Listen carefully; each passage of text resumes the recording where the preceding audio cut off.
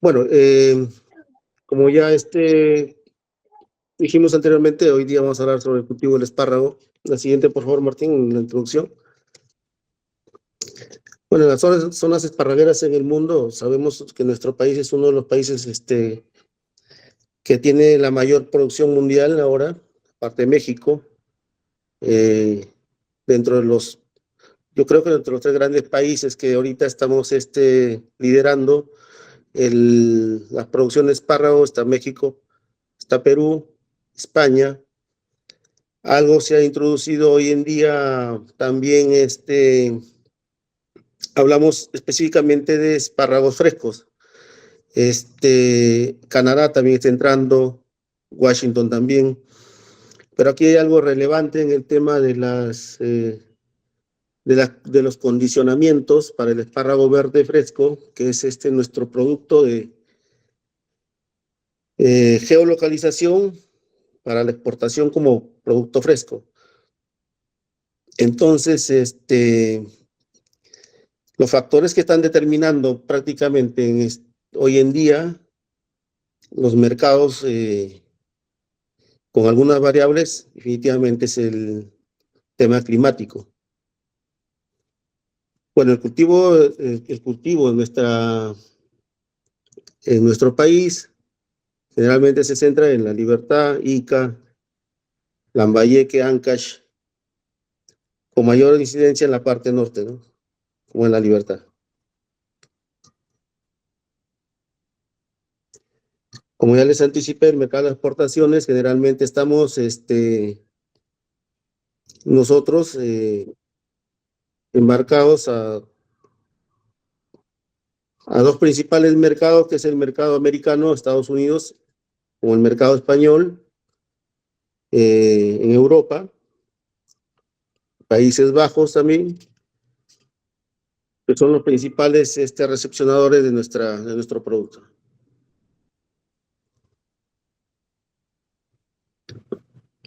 Bueno, ahí ven el espárrago de conserva, ¿no? Y las exportaciones, aquí es muy importante, ¿no? O sea, la variabilidad que hemos tenido durante los últimos años. Este año 2025 para nosotros ha sido un año, para los esparragueros, un año un poco que ha comenzado con una etapa, digamos, con un decrecimiento en el tema de la agroexportación, con unas caídas que vienen más o menos oscilando de un 20 al 30% en volumen y con unas caídas en precios de más o menos 9%. Que es una tendencia que creo que existe en todos los cultivos de agroexportación, cuando encontramos algunos nichos que están, algunos nichos de los mercados que no coincidimos por algunas condiciones de variaciones climáticas.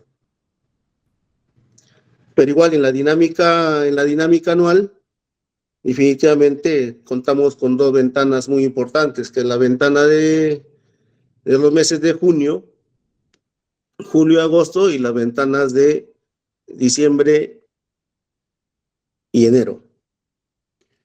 Bueno, en cuanto a las características de la planta, sabemos que es una planta que necesita de mucha oxigenación, de suelos sueltos, de una buena preparación de suelo, con buena cantidad de materia orgánica, que puede oscilar de 20 toneladas a 100 toneladas por hectárea, dependiendo mucho esto del tipo de suelo.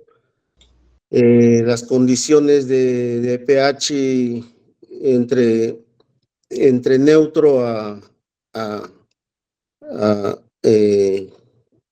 moderadamente salino, con conductividades que pueden variar más a un máximo hasta de 4 milimols.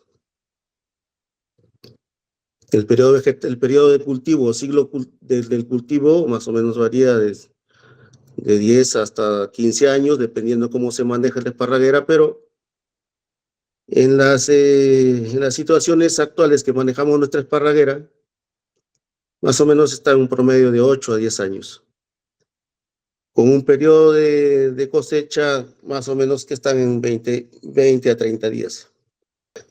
El manejo agronómico de la plantación de espárrago es muy importante en el tema de cómo es que se van enfocando los procedimientos del manejo de la esparraguera en sí en función a las edades, desde la siembra hasta la cosecha tanto de la primera plantación como instalación, como la siguiente plantación que viene de una ya esparraguera instalada. En cuanto a la fisiología del cultivo, es muy importante aquí, seguramente si le dan zoom ahí a la foto, yo le he puesto una foto más o menos para generalizar la plantación y poder ver de que es una plantación cuya producción se encuentra bajo tierra y que es muy importante las secuencias de evaluaciones o monitoreos frecuentes o permanentes para determinar los grados de crecimiento, los grados de diferenciaciones de yemas y racimos, y así ir determinando procedimientos de manejo de riego o fitosanitarios. Aquí en esta foto ustedes pueden ver, hay una foto donde podemos determinar la conformación racimal, ¿no? Por yemas, en estado de diferenciación celular, y en la siguiente foto donde podemos determinar el tamaño del crecimiento de una segunda generación de brotes versus el tamaño de una raíz reservante nueva. Bueno, flor y fruto ya sabemos que más o menos comparten la fisiología a medida que el fruto va madurando.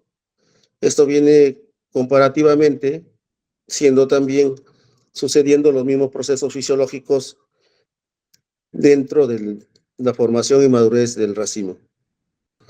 Bueno, entre las variedades que actualmente se siembran en nuestro país, las más comunes, como ya sabemos, la 157F1, la 115F1, está la Vegalin, también Incalim, Early California, enumeradas principalmente en función a su capacidad, vigor, a su capacidad productiva y vigor, en función a lo que nosotros hemos determinado ya en campo, según nuestra experiencia, ¿no? Bueno, las condiciones climáticas ya sabemos que es un punto importante para todos los cultivos, prácticamente determinan los procesos productivos de alta rentabilidad, ¿no? Y son condicionantes de alguna forma dentro de este proceso. Temperaturas que están más o menos en un promedio entre 18 y 22 grados centígrados, que es las condiciones favorables para este tipo de cultivo. Ahí tienen un cuadro en la climatología, ¿no? Que ya les acabo de explicar más o menos, ahí bien, como dice, 18 grados, ¿no? Que es el promedio, y 22 grados más o menos máximo. Son condiciones prácticamente favorables primaverales, ¿no? Bueno, los factores para una buena producción de espárragos, una buena preparación de suelos, un buen programa de fertilización y una buena selección de una buena variedad y un buen manejo agronómico, fitosanitario, ¿no? Bueno, en la fertilización, aquí estamos determinando más o menos, después de haber hecho una buena preparación del suelo, haber elegido una buena variedad, la fertilización es otro factor determinante para poder tener un valor de alta rentabilidad en función a la variedad y el manejo agronómico. Más o menos estamos utilizando en la costa unidades con 300 unidades de nitrógeno, 200 unidades de fósforo, 350 unidades de potasio, más 100 unidades de calcio más o menos en la primera fertilización o la fertilización de instalación. Otro factor importante en el tema del manejo del espárrago es el riego. El riego está en función,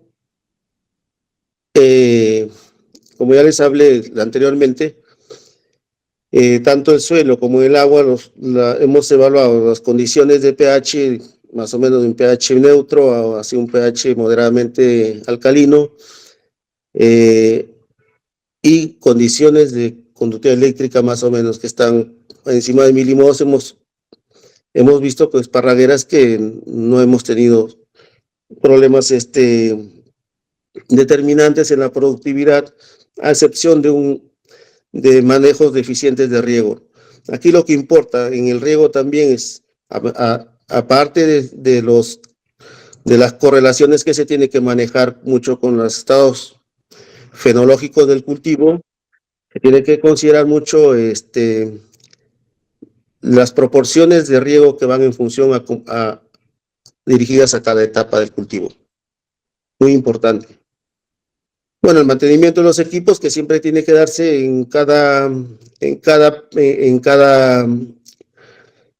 cosecha para determinar de que la coeficiente de uniformidad de riego estemos por encima de un 90%, y así determinar de que en toda la línea de tallos tengamos una buena uniformidad, no solamente de agua, sino de la parte de la fertilización, de la fertirrigación que se va a aplicar durante el proceso de cultivo del espárrago. Hay una foto de precosecha. En la precosecha nosotros evaluamos generalmente el número, la madurez porcentual de los racimos. Y esta madurez tiene que estar más o menos en un 45% de madurez, con un 4 o 5% de sobremaduras, 1% de tallos brotados, más o menos para determinar nosotros un inicio de cosecha, que más o menos en la primera esparraguera instalación debemos estar entre 8 y un año, y después cada 4 meses, o más o menos un promedio de 120 a 160 días, dependiendo cómo se quiera manejar la producción o la cosecha del espárrago en función a la madurez. En otras situaciones también se considera el tema de los BRICS, que es muy importante también, pero aquí hablamos más que de BRICS, particularmente yo considero el número de racimos, el número de yemas dentro del racimo, que es lo que nos va a dar la alta productividad en una esparraguera. Bueno, una toma de cosecha, ¿no? Que dependiendo mucho, entonces este factor determina también la mano de obra, ¿no? Una productividad, dependiendo en los diámetros que se cosechen, más o menos en un promedio de 100 kilos hasta 250 kilos por persona jornal. Bueno, la tipología más o menos de los espárragos que se exportan, jumbo, extra large, estándar o small, que hoy en día más o menos en cada esparraguera, hablábamos esta mañana con un cliente, que este año ha sido ha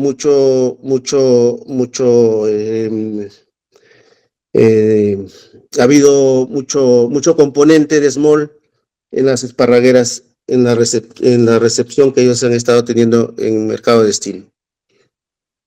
Bueno, el tema de post cosecha, sabemos que ni bien se cosecha, el producto tiene que ser encajado del campo a planta, y como es un producto altamente perecible, lo que tenemos que hacer en el menor tiempo posible, que esté permanente en el campo y que llegue a la planta de forma inmediata y sea procesado lo más pronto posible para tener una más vida útil de anaquel en producto, en destino final. Bueno, y tenemos algunas categorías más o menos, si son espárragos más o menos del diámetros o tipos de punta, más que todo tipo de punta y curvatura, ¿no? Sí, igual manera, sí. Algunos que están deshidratados, floridos, ascienden. Bueno, esos en líneas generales más esta presentación lo podemos obtener definitivamente con muchas más precisiones en informaciones ya que están hay mucha información más precisa, pero yo creo que aquí más mi presencia estaba enfocada a poder probablemente interactuar de alguna forma en los espacios que quedamos a veces como profesionales más vacíos, que hemos ido llenando con la experiencia a través de los largos años, y la cual estoy disponible para cualquier pregunta que podamos nosotros responder. Gracias, José. Bueno, iríamos ya al tema, a la ronda de preguntas de parte de los asistentes. Vemos una pregunta del ingeniero Gabriel González Deza sobre el tema de densidades, ¿no? Que siempre ha sido una pregunta frecuente desde que el espárrago, ¿no? ¿Qué densidad de planta sugieres tú, José, no? Generalmente, buenas noches otra vez. Generalmente las densidades han ido variando desde los años 50 a la actualidad, más o menos una variación que hablábamos de 10.000 plantas por hectárea, 12.000 plantas por hectárea, hasta 40.000 plantas por hectárea. Actualmente se está instalando 30.000 plantas, 25.000, 30.000 plantas por hectárea, que es la que ha dado resultados para nosotros, o sea, con producciones que están llegando más o menos en una esparraguera entre 100 a 120 toneladas por campaña de ciclo productivo final. Ya, y en el tema de calibres, José, en tu experiencia, ¿qué has visto, no? Con respecto a la densidad de plantas, ¿no? Mucho se hablaba que al tener mucha cantidad de plantas, el calibre se deterioraba rápido, ¿no? En el tiempo, ¿no? Sí, definitivamente la sociedad de calibres versus el tema de nutricional es muy importante, siempre. Si estamos aumentando densidades... Otra pregunta que hace el ingeniero González sobre el tema de el uso del ácido bórico, ¿no? Con respecto al tema de la fertilización. ¿En qué momento usar el ácido bórico? Sí, correcto. El tema de densidades, hablábamos más o menos, está asociado a un tema nutricional, pero definitivamente hay un impacto más allá de las 30 o 30.000 coronas por hectárea. Definitivamente va a haber un impacto. Cada vez que llegamos a más densidad va a haber un factor limitante. Entonces, pero siempre está condicionado por un factor nutricional, ¿no? Y en cuanto a la utilización de los ácidos bóricos, mucho depende de qué tipo de suelo donde estemos trabajando. Un suelo arenoso definitivamente deficiente, para que haya digamos, un impacto que refleje la utilización del boro como tal, en el incremento de la mejora de la calidad del producto cosechado. Nosotros tenemos tesis hechas en el año 2000, ¿no? Con respecto a la utilización de boro en espárrago, que no tenía incidencia significativa bajo las condiciones de un suelo arenoso, y con un promedio de aplicaciones de 80 a 100 toneladas por hectárea de materia. Otra pregunta que hacen también es el tema, si conviene hacer una hilera a doble hilera, José. Dentro de las formas como se siembra la esparraguera, definitivamente está en función hoy en día en las condiciones que limitan el tema fitosanitario, orientaciones de viento. Para nosotros, las experiencias en ambas situaciones han sido muy buenas, o sea, tanto en doble hilera como en una hilera, manteniendo las mismas densidades. En los años 90, o en los años 90 más o menos, las siembras eran de dos hileras. Se cambió a raíz de los cambios, a raíz de los problemas fitosanitarios que hubo. Se comenzó a hacer un cambio a una hilera para buscar eficacia de control y evitar pérdida de brotes. En la actualidad, ¿cómo ves la incidencia de proiplosis en las esparragueras? ¿Hay un problema grave ahí en el tema de productividad? ¿Un problema de que las esparragueras se puedan perder? Miren, en los últimos años el espárrago ha sufrido un cambio de manejo agronómico muy significativo, pasando digamos, de moderado a un manejo agresivo por la misma repercusión agroindustrial de la parte de la exportación. Entonces, hemos descuidado algunas situaciones, probablemente del manejo del agua, controles muy importantes que pueden doblegar a la plaga, y otros problemas como malezas y otros problemas fitosanitarios como hongos. Entonces, yo creo que centrándonos un poco más en el tema muy persuasivo, en el manejo y control de los riegos, vamos a determinar con paso despacio pero firmes de que vamos a llegar a controlar la mayor cantidad de problemas que tenemos en el campo y maximizar nuestra productividad. Eso es muy importante.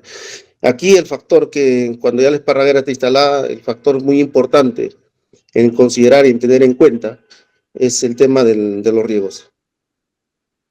Otra pregunta que hacen los asistentes, Pedro Concepción. En el tema de bioestimulación, con estos cambios climáticos, fenómeno del Niño, ¿recomiendas la bioestimulación en el cultivo de espárrago? Definitivamente siempre va a haber un efecto. No, la verdad no he hecho yo no he hecho ensayos definitivos, pero creo que siempre va a tener un impacto positivo cada factor que se complemente a un factor que está limitando el cultivo. Claro. Con respecto a las variedades, nos preguntan entre la UC 157 F1 UC 115 F1, ¿cuál es la diferencia entre cada una y cuál recomendarías? ¿O hay una nueva variedad que se pueda recomendar, no? Bueno, las dos primeras variedades, la 115, la 157, que fue la primera que se liberó por su alta capacidad productiva, que se hizo un estudio de muchos años, con otras variedades en la región, con muchos supermachos, y fue esta, la 157, la que tuvo mayor éxito en productividad, calidad, y ahora con la 115, que es una variedad muy parecida en el tema del manejo, pero con un poco más de fibra. Ambas son muy buenas variedades, dependiendo mucho de lo que se tiene que tener mucho cuidado, es el tema de dónde se va a sembrar, si es en un suelo virgen, un suelo ya sembrado, cultivado, o que ha sido definitivamente trabajado. La 157 se estaciona muy bien, se estabiliza muy bien en suelos vírgenes, con mucha productividad, con buen agarre, con buen diámetro, agarra un diámetro mucho más rápido, más violento, más precoz, a diferencia de la 115, que es una variedad que es más rústica, en el sentido de que podemos sembrarlo tanto en un suelo virgen como en un suelo ya trabajado, pero que necesita de otros condicionamientos como una buena fertilización, como un buen manejo de riego, ¿no? Para lograr equilibrar los calibres que necesitamos, porque si no manejamos muy bien esta variedad, generalmente tenemos alto comportamiento de un espárrago delgado, lo que no pasa en la 157, que es una variedad que agarra mucho calibre, mucho más rápido, más violento. Entonces, esas consideraciones tenemos que tenerlas. Después, ambas variedades son muy buenas variedades en tema de producción. En cuanto a nuevas variedades, hemos visto algunas variedades como Early California, como Vegalim, variedades muy buenas Vegalim como variedades muy buenas para un poco de calor, pero también tienen su propio manejo. Hay que revisar muy bien el tema de riegos, el tema nutricional. Y California, que es una variedad que se quiso introducir por el diámetro también que tiene, pero que tiene algunos condicionantes limitantes en función al tema climático. Más que todo coincidencia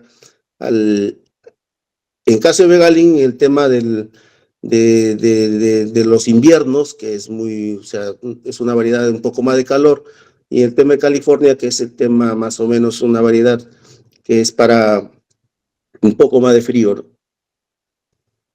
Correcto, José. Otra pregunta que me comenta acá, ¿hay niveles de translocación a corona de acuerdo a algún fertilizante o suplemento? Claro, definitivamente sí, pero siempre yo recomiendo de que el proceso translocativo va en función al manejo, a los manejos de riego desde una determinada edad de la plantación. ¿A dónde quieres conducir a la planta con o sin translocadores? Mucho tiene que ver el manejo nutricional y más que todo el manejo de riego. ¿Alguna experiencia con el manejo de microorganismos eficaces? En espárrago, no, Martín, no he tenido mucha experiencia aún. Eh, Todavía no hemos hecho un trabajo que nos diseñe o nos determine definitivamente Sí, correcto. Acá hay una una pregunta del estrategia. señor Rafael Mejía Cuadros. En la instalación de siembras nuevas, supongo que debe ser al momento ya de que hiciste la primera cosecha, ¿no? Supongo.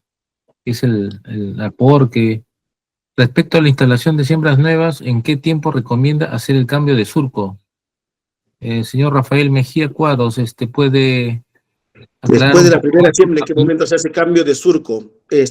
Probablemente estemos conversando de un tema de riego por gravedad. Exacto, sí, exacto. A eso se refiere. Ya.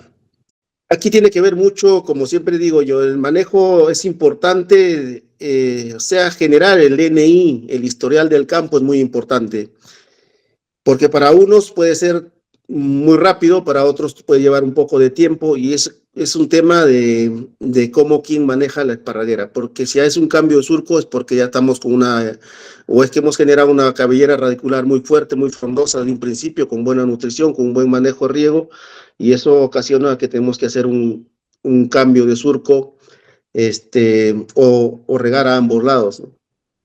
Pero mientras eso no ocurre, o sea, creo que la plantación no es necesario que se haga un cambio de surco tan prematuro. Eso puede estar más o menos en 1 año o 2 años. Perfecto. Otra pregunta. ¿La aplicación de zinc foliar atenúa o revierte los daños por prodiplosis? Bueno, generalmente sabemos que algunos elementos como zinc o hierro van a cambiar sabias de algunos insectos chupadores, picadores, pero como siempre yo digo, o sea, mientras la planta esté radicularmente bien nutrida, bien conformada, no, la repercusión va a ser mínimo. En Costa, nosotros que hemos trabajado muchos años, hemos hecho tesis en cuanto a aplicaciones foliares con estas cantidades de materia orgánica que hemos utilizado, otra vez vuelvo a repetir, entre 80 y 100 toneladas, y todos los indicadores que hemos obtenido han sido, o sea, que no ha mejorado la parte productiva, pero hemos tenido una dosis nutricional más o menos de 300 unidades, 200 unidades, 300, o sea, en NPK, más 100 toneladas de materia orgánica. O sea, la incidencia de las aplicaciones foliares con índice en mejorar calidad o fitosanitarias no han tenido mucho impacto. Hay una pregunta, el uso de aplicar potasio foliar para traslocar. ¿Has visto alguna influencia, alguna experiencia en ese tipo de aplicaciones? ¿O más es Definitivamente radical hay a nivel... hay situaciones que podemos contemplarlas, definitivamente que sí, como yo siempre digo, o sea, son tips de manejo de cada uno de nosotros que aplicamos y seguramente lo tenemos en evaluación. Pero en lo que a mí concierne y en el contexto que hemos desarrollado, generalmente lo que va a hacer una sal en el área foliar es quemarte la hoja y eso, o sea, ahí vas a entrar en una madurez. Pero aquí lo fundamental es que haya no solamente una madurez, sino haya un proceso translocativo. Y eso ocurre en dos fenómenos muy importantes, la traslocación con la madurez junta. Entonces, cuando hablamos de madurez, solamente vas a madurar, pero cuando hablamos de madurez con traslocaciones juntas, vas a madurar y vas a llenar, vas a hacer crecer el racimo, y no solamente el racimo, sino a hacer crecer la yema misma, que va a ser el futuro turión de cosecha. Entonces, para mí es muy importante que la esparraguera, por eso te digo, o sea, antes de quemarla con cualquier sal, es simplemente manejarla desde un principio, desde una edad oportuna, para llegar a a una consolidación productiva al final del ciclo vegetativo. Correcto, José. Otra consulta. En tu experiencia, espárrago sobre espárrago, Hemos hecho varias veces, hemos hecho un montón de muestras, un montón de pruebas, además hemos hecho, no hemos tenido muy buenos resultados positivos. Generalmente tenemos un buen rendimiento de la plantación en el primer año, pero se va diluyendo en el segundo o tercer año por un montón de problemas que se van presentando, como muertes regresivas, asociaciones con nemátodos, que son los problemas más fuertes de toda la vida después de sembrar espárrago sobre espárrago. Pero sí hemos encontrado respuestas muy alentadoras después de sembrar espárrago, después de 4 años, espárrago sobre espárrago, a partir del cuarto año hacia arriba, ¿no? Ahora con las nuevas técnicas de manejo mejor dicho, de preparaciones de suelos o de fumigaciones de suelo, no tengo mucha experiencia que yo sepa, pero no sé si habrán encontrado resultados con aplicaciones de fumigantes, ¿no? Pero sí, lo que sí sé con certeza es que espárrago sobre espárrago no camina a corto plazo, pero sí a largo plazo, con un mínimo de 2 años de descanso de la esparraguera, o sea, de la última plantación de espárrago que se haya hecho.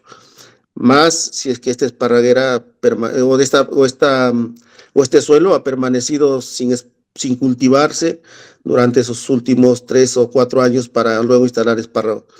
Aquí hay que acotar muy importante, o sea, el espárrago es una plantación que necesita de una carga de energía de suelo muy fuerte, ¿no? Y una buena carga no solamente de solarización de suelo, sino también de una buena carga nutricional a base de componentes de materia orgánica. En el tema de la chicharra, el señor Pedro Capsección te dice si tienes alguna recomendación para su control. Bueno, el tema de chicharra se ha hecho de todo. Es un neuróptero muy complicado para trabajar cuando se instala, pero como siempre, o sea, hay en los indicadores de evaluaciones, es que hay ya un proceso instalado de este insecto. No queda otra que hacer aplicaciones de nematodos. Hay un nematodo que se está aplicando, es Heterorhabditis. Heterorhabditis, sí, ya. No ha dado muy buenos resultados en tema de eficacia, pero algo baja, 10 o 15%. En las evaluaciones que se han hecho, se han encontrado en estratos de 0,30, 30, 60, 60, 90 individuos pues, por metro cuadrado, que van desde 200 hasta 400 unidades en diferentes estados. Y aquí también es todo un proceso analítico en tema de la evolución de esta chicharra, porque pasan de fase 1, fase 2, fase 3, fase 4, coloraciones de ojos, desde los ojos blancos hasta que se transforma en chicharra final, que es casi un año, y todo eso lo pasa en el suelo, fregando las raíces.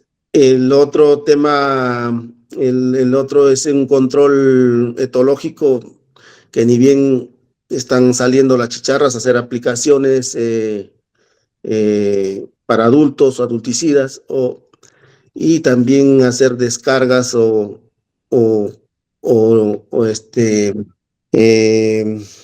sacar las puntas o tallos que estén definitivamente con, con posturas y así bajársela un poco la infestación. Pero es un tema muy complicado que hasta ahora yo que yo sepa que haya habido alguien que ha controlado chicharras a su máxima expresión, no, desconozco la verdad, pero muy complicado es el tema de chicharra.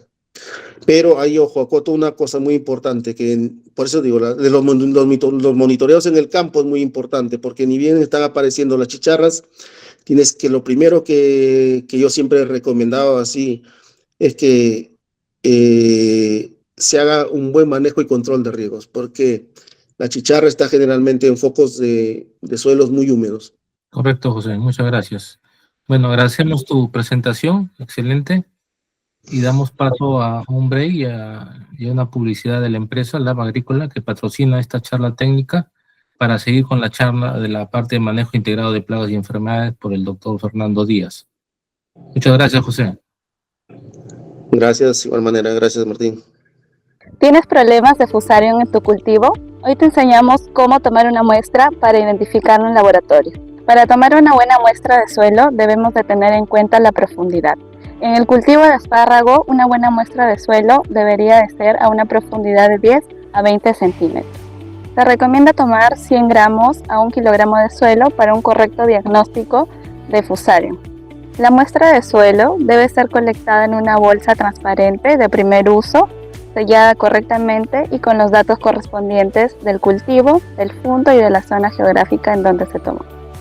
Con un buen muestreo podemos darte un diagnóstico confiable. Escríbenos para poder ayudar. Buenas. Siguiendo con la charla técnica de hoy día,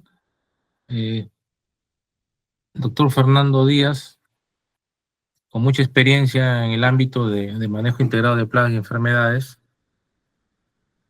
Continuando con las exposiciones, ya José nos ha explicado bien el manejo agronómico del cultivo. Ya vamos ahora con la parte preocupante, la parte dinámica, la que a veces no podemos calcular ni suponer qué nos va a pasar en la campaña. Bien, ¿qué plagas hemos tenido en el proceso de adaptación del cultivo a nuestras zonas de producción? Este es un resumen. Hemos venido chequeando el espárrago desde el año 90 en adelante hasta la actualidad. Así que tenemos ya un buen tiempo chequeando las plagas que se han ido adaptando al cultivo. El espárrago en Perú no ha llegado con plagas particulares. Saben que el cultivo no es peruano, ¿verdad? Entonces, al ingresar el cultivo al país, ha habido especies de los otros cultivos, de las zonas de producción, que se han ido adaptando a este cultivo. En otros lugares sí hay especies asociadas al cultivo de espárrago. En el caso particular de Perú, ninguna de estas especies está asociada específicamente al cultivo y provienen de otros cultivos previos, ¿no? En las zonas de producción. Como ven, a lo largo del tiempo, a medida que hemos desarrollado el cultivo, ha mejorado la tecnología de manejo, la tecnología de riego, pero en el proceso también sigue incrementando el número de especies. Y este es un reflejo que hemos estado haciendo las cosas mal en el tema sanitario. Regularmente deberíamos tener un grupo limitado de especies y no más, adaptadas al cultivo, pero cuando vemos un crecimiento constante de especies que se van asociando al cultivo, algo mal se está haciendo para que esto suceda. Nuestras especies se encuentran en el cultivo condiciones para desarrollarse, y si no se enfrentan o no se estudian adecuadamente, la situación es esta que tenemos actualmente. Hay más especies, estas son las 26 especies que más o menos se han asociado y que en ciertos momentos de espárrago. Dentro de ellas, Prohiplosis es la más típica, por la forma como se asoció particularmente al cultivo de espárrago. Y en los años 99 a 2000 llegó una especie que todavía no nos queda muy claro cómo es que sucedió esta adaptación, una migración, un traslado de la especie, que finalmente terminó siendo una subespecie que fue la mosca blanca.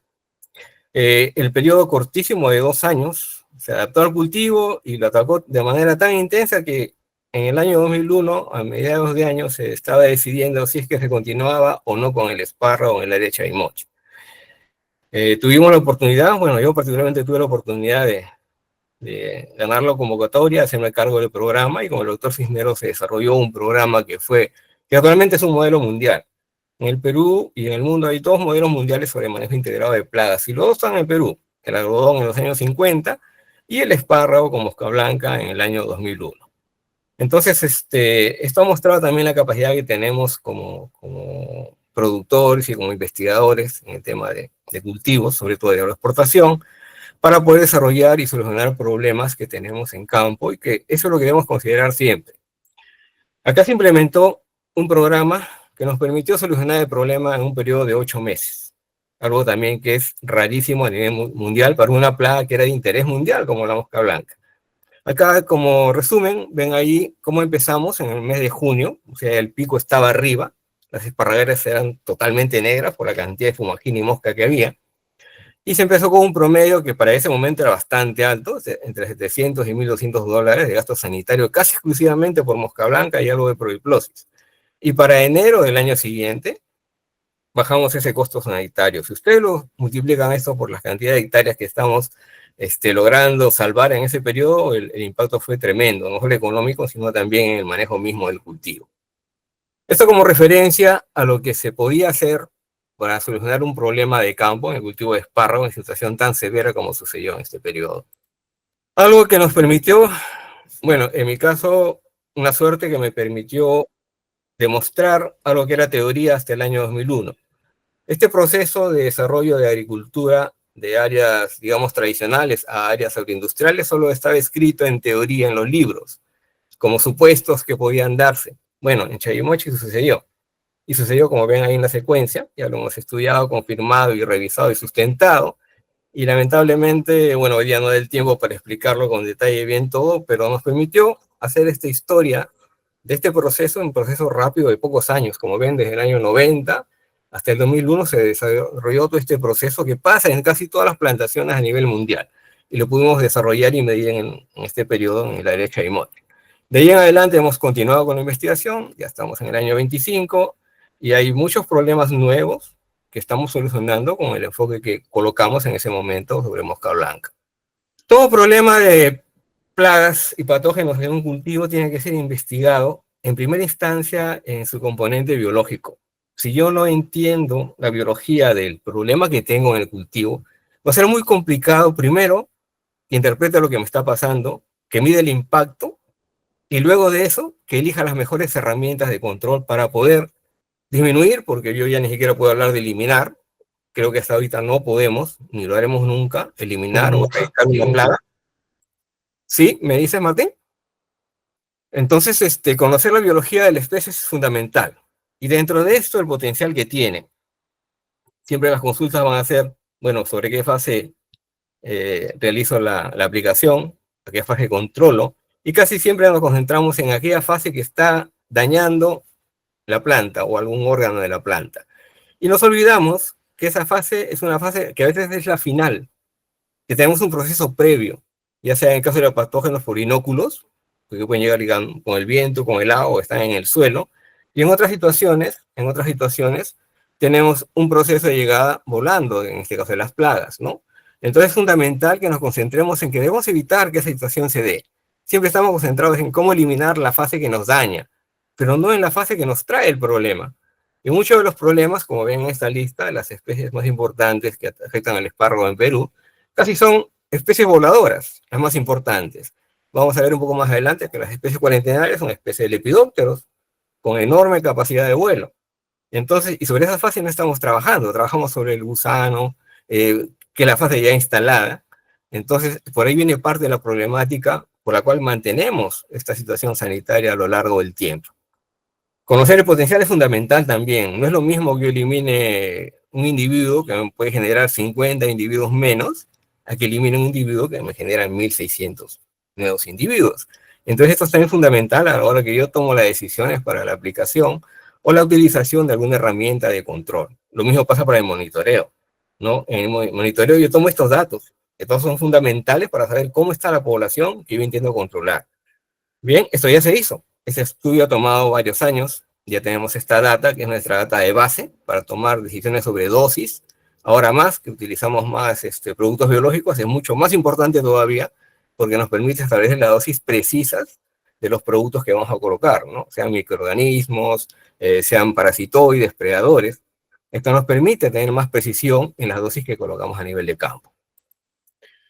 Ya hemos estudiado incluso la situación de las especies asociadas al desarrollo fenológico del cultivo. Todo este periodo de algo más de 30 años nos ha permitido ir viendo el proceso de cómo se ha ido instalando las diferentes especies, cómo se han adaptado y cómo, en base al manejo agronómico que se le da al cultivo, estas especies finalmente han elegido ciertos lugares y muchas de ellas ni siquiera compiten entre ellas. Han elegido ciertas zonas del cultivo para desarrollarse o cierta etapa fenológica que nos complica el tema de control. Bien, esto también lo hemos estudiado, como ven en este gráfico.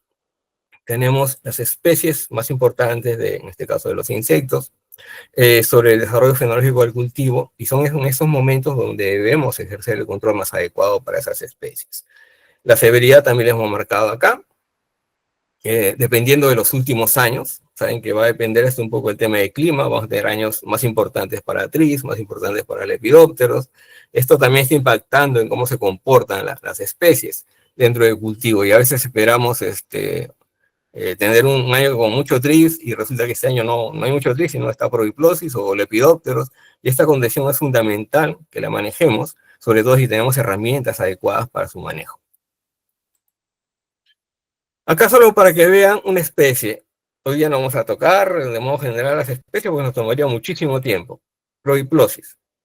Proviplosis ya la hemos estudiado. Lo único que nos falta saber de proviplosis en este momento es si existe una feromona, y con eso completaríamos ya todo el estudio de la biología de proviplosis para intentar un programa más sostenido.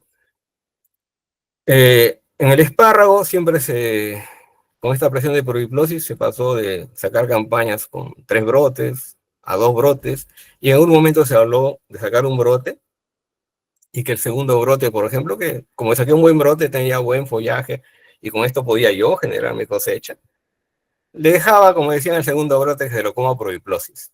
Bueno, este dato que ven ahí abajo es lo que sucede cuando yo le dejo a proviplosis que se coma el segundo brote para no generarme un gasto sanitario. Y eso es lo que se genera. Obviamente, ese costo no se lo carga a este lote, se lo cargan los lotes cercanos que van a soportar esta migración, ¿no? Eso es lo que sucede cuando no generamos control. Nosotros debemos generar control en forma permanente en el cultivo. Nosotros no desarrollamos el cultivo para darle de comer a la plaga. Así que es bastante irracional que yo le deje un brote a la plaga para que no me genere un gasto sanitario cuando esto lo voy a cargar, como les digo, a otro lote, a otra zona del campo, ¿no? Enviando esa cantidad de población, y de ahí nos preguntamos de dónde nos viene tanta proviplosis en el momento de cosecha, en caso de verde, o en mi otro brotamiento, ¿no? En las zonas cercanas. Bien, las etapas que no más nos preocupan de proviplosis son los brotamientos, es lo que le gusta el tejido joven, los brotes, es lo que más va a atacar, pero está a lo largo de todo el periodo, no es que proviplosis desaparezca y solo aparezcan los brotamientos. Está durante toda la campaña en lo poco que encuentre de tejido joven, incluso hasta en maduración, lo poco que encuentre va a utilizarlo para continuar el ciclo, y de ahí tenemos inicio de campaña con proviplosis que no sale del piso, ¿no? Es parte de lo que hemos aprendido en todo este proceso. Bien, así que tenemos, por ejemplo, esta especie, hablando solo de proviplosis, de cómo la situación de campo es permanente en la medida que yo no baje poblaciones de manera sostenida. Acá que nos vaya quedando la idea de que el control que ejecutemos sobre cualquier especie de plaga o de patógeno tiene que ser sostenido en el tiempo. Y sostenido no es que yo aplique cada semana, sostenido en el tiempo que yo ejecute una medida de control que me permita cortar ciclos, y que estos ciclos pues cada vez pueden estar en el tiempo, porque como les digo, no puedo erradicar la plaga, voy a tenerla, pero voy a tener a niveles tan bajos que no impacte sobre mi desarrollo de cultivo y también sobre mi costo sanitario. Si no hago esto, el resultado va a ser esto en la cosecha, ¿no? En periodos en que tengo poblaciones de proviplosis cercanas a mi lote de cosecha, esto es lo que va a suceder, ¿no? Abundante presencia con el periodo tan cortísimo que tiene de incubación proviplosis y el desarrollo larval, que me va a generar situaciones como este, y que no es lo que buscamos a la hora de cosechar. Otro tema importante son los trips. Hay zonas casi endémicas para el tema de trips. Una zona de Paiján es tremendo en algunos años, y en otras zonas también hemos visto incidencias importantes de trips en Barranca. También ha habido años tremendos para el manejo de trips, sobre todo de franquiniela. Trix tabasi estuvo al inicio, cuando recién arrancó el espárrago, pero luego fue desplazado por franquiniela. Y últimamente ya hay reportes de Cirtotrips, la especie que no hace mucho ingresó al país y que también hay algunos reportes. Yo todavía no lo he encontrado en el espárrago cuando estoy evaluando o asesorando, pero ya hay reportes de esta especie presente en algunas esparragueras de la costa. La situación de tris no solo va durante el desarrollo del cultivo, sino también impacta en el momento de cosecha, dependiendo de mi condición de población en ese momento. Y puedo tener población de tris que sale del piso como población que migra y que migra bastante de las zonas cercanas con follaje. Y no solo es el tema de tris, también se va a asociar a las lesiones o a la contaminación por el caso de Staphylium, ¿no? Ya en momento de cosecha. Y nuestra problemática en el Perú, para el manejo del espárrago, tenemos todas las fases fenológicas en forma simultánea. Así que las migraciones van a ser obligadas de nuestras zonas de cosecha, nuestras zonas que están en maduración, si estamos sacando el segundo brote. Esto es lo que va a suceder con la situación de campo. Tenemos poblaciones que están migrando de lote a lote, ¿no? Soltamos los campos y los soltamos con migraciones tremendas, o en el mismo piso se ha mantenido la población. Entonces, esta es la situación a la cual nos enfrentamos. Es una situación que no podemos evitar por el manejo que le damos al cultivo, por la forma como llegamos a los mercados, y por todas las condicionantes que tenemos en nuestras zonas de producción, que son muy buenas por el tema de rendimiento, por el tema de calidad. Tenemos esa ubicación tan importante en el mundo, pero tenemos esa condición de producción también que no hay que dejar pasar por alto, y que hay que trabajar en esta condición. Como siempre he comentado con la gente que trabaja las plantaciones, los de sanidad no podemos imponer a la parte agronómica cambios en la parte agronómica por escaparse de las plagas. Fue parte de los errores que se cometieron en el espárrago, ¿no? Generar situaciones de estrés de la planta para tratar de escaparse un poco de prodiplosis o escaparse de alguna otra plaga, cuando nuestro objetivo en sanidad es solucionar el problema en las mejores condiciones de manejo agronómico, no hacer que el manejo agronómico cambie porque yo quiero escaparme de la plaga, ¿no? Entonces, eso ha sucedido en este periodo bastante largo de tiempo, y la recomendación es que no sigamos haciendo esto. Yo sé que hay muchas de las preguntas que realizan es que, ¿qué hago si le aplico una u otra cosa? O sea, que cambie el manejo agronómico porque la plaga me presiona. La plaga es un visitante del cultivo al que yo le permito establecerse y desarrollarse. Y debo aprender en su proceso cómo voy a retroceder en esa condición. No puedo cambiar mi condición de producción, que es la óptima, por tratar de escaparme de las plagas, ¿no? Y esto es una realidad con la que vivimos todos los días. Bien, ahora las plagas de importancia cuarentenaria. Encima que tenemos plagas de importancia por el impacto que tienen en el cultivo como tal, por el daño que le hacen al cultivo, tenemos especies que su simple presencia ya nos hace daño. Estas son las plagas cuarentenarias. ¿Por qué cuarentenarias? ¿Por qué nos piden que hay algunas especies que no son permitidas de ninguna manera en otros países? Este es un ejemplo de una especie que solo estaba en América hasta el año 2016. Spodoptera frugiperda, que lo conocemos de toda la vida, en diferentes cultivos. Más que nada en maíz, pero en diferentes otros cultivos que son afectados por esta especie. Miren, con un periodo tan rápido de tiempo, entre 2016 en adelante, cómo ha saltado al resto del mundo. Y había un reporte en el 2008 de un avión de guerra en Israel con un reporte de un adulto de Spodoptera frugiperda. Nadie le hizo caso. Bueno, asumimos que esto ha sido por vuelos internacionales. Y ya tenemos esta situación. Por esta razón es que no permite que nuestros productos lleven nada de las especies denominadas cuarentenarias, que son aquellas que no están presentes en los lugares. Ahora, ¿por qué es tan importante que no llegue y no se instale en el otro país? Porque el otro país con una plaga nueva, como nos ha pasado a nosotros y nos sigue pasando muchas veces como país, que permitimos la entrada de un montón de plagas, cuando llega a un país que no tiene el conocimiento, ni la capacidad, ni la tecnología para enfrentarse a esa plaga, que sí es común en otro continente, como el caso de América, el impacto es tremendo. Lo que ven ahí en la foto de la esquina, ese cultivo de maíz. Nosotros aquí en el maíz alcoholiero casi no lo vemos en esa condición, pero eso es en África. Y ahí sí el impacto es tremendo. Puede generar hambruna cuando genera una situación de este tipo.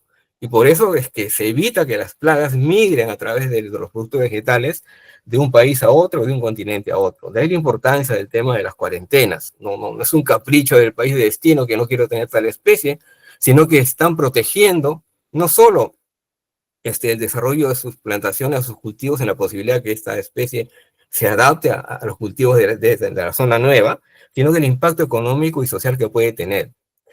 Esta es la última actualización para las plagas cuarentenarias de cultivo de espárragos en un mercado de destino. Lo que es común en el mercado europeo, como ven, casi todos los países tienen las mismas especies, que son en este caso Spodoptera eridania, Frugiperda, Cloridia y Prodiplosy longifila, que prácticamente hace muy poquito se integró y que no lo tenían en la lista de Europa. Ahora, como ven, todos los países no quieren a Prodiplosis, con excepción de Rusia, que no sé si le vendemos espárrago. En los demás continentes está la situación. En América también tenemos países que nos tienen limitados para algunas especies, otros los compartimos, por eso que no ven que hay mucha aspa marcando ahí, porque estamos en el mismo continente, no hay mucho problema en el tema de plagas cuarentenarias de algunas especies. Y en el caso de Asia también, mercados importantes como el de China ya nos tienen cuarentena para estas especies y hay que tomarlas en cuenta. A veces nos lamentamos, nos quejamos de que fue rechazado nuestro embarque después de tanto trabajo, de tanto esfuerzo en la producción del cultivo y finalmente por la presencia de un huevo o una larva, nos rechazaron el embarque. Pero es un compromiso que asumimos en un mercado que es internacional, con condiciones internacionales, y que nos pagan por un producto que no debe dar problemas, ni de plaga, ni tampoco de residuos.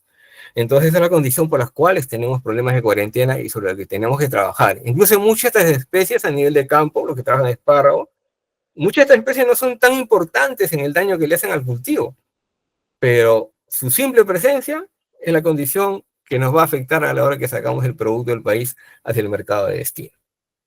Bueno, estas plagas, acá tenemos algunas de las más importantes: Cloridia, Popitarcia, Spodoptera, Frugiperda, Ocra, Helicover, Parmígena, que incluso esta es nueva para el continente, no es propia de nosotros, es del norte de África, es del Mediterráneo, pero ya está en el continente, ya nos está fastidiando la exportación. Entonces, de ahí lo fundamental de hacer bien las identificaciones y las evaluaciones y los seguimientos para poder monitorear las situaciones y determinar qué vamos a hacer para evitar que esta situación termine pues en los mercados de destino. Tiene que ver también con lo que hemos venido haciendo siempre. Y digo hemos venido, aunque yo prácticamente los que me conocen saben que no recomiendo, muy rara vez recomiendo productos químicos para el manejo. Siempre les pido que por favor usen las otras herramientas primero y después piensen en última instancia en los químicos.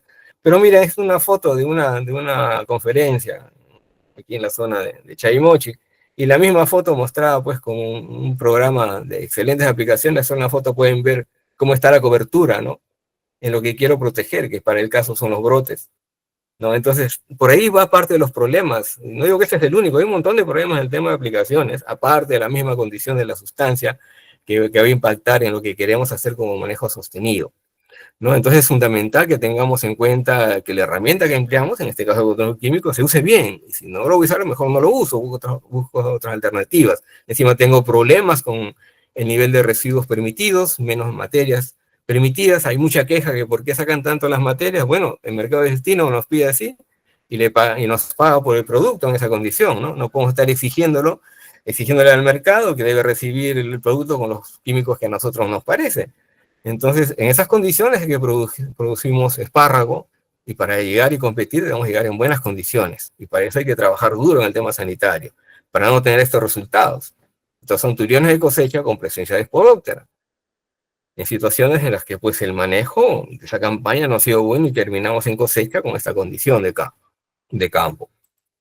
Este es ya para el caso de turiones con presencia de Helicoverpa, Cloridia, o incluso de manera más reciente presencia de las Mopalpus, lo que es increíble, ¿no? Entonces, es parte de la problemática que tenemos, pero todo esto que tenemos como resultado de una materia prima es consecuencia del manejo que hacemos en campo. O sea, no nos cae como mala suerte, no nos llega con la lluvia.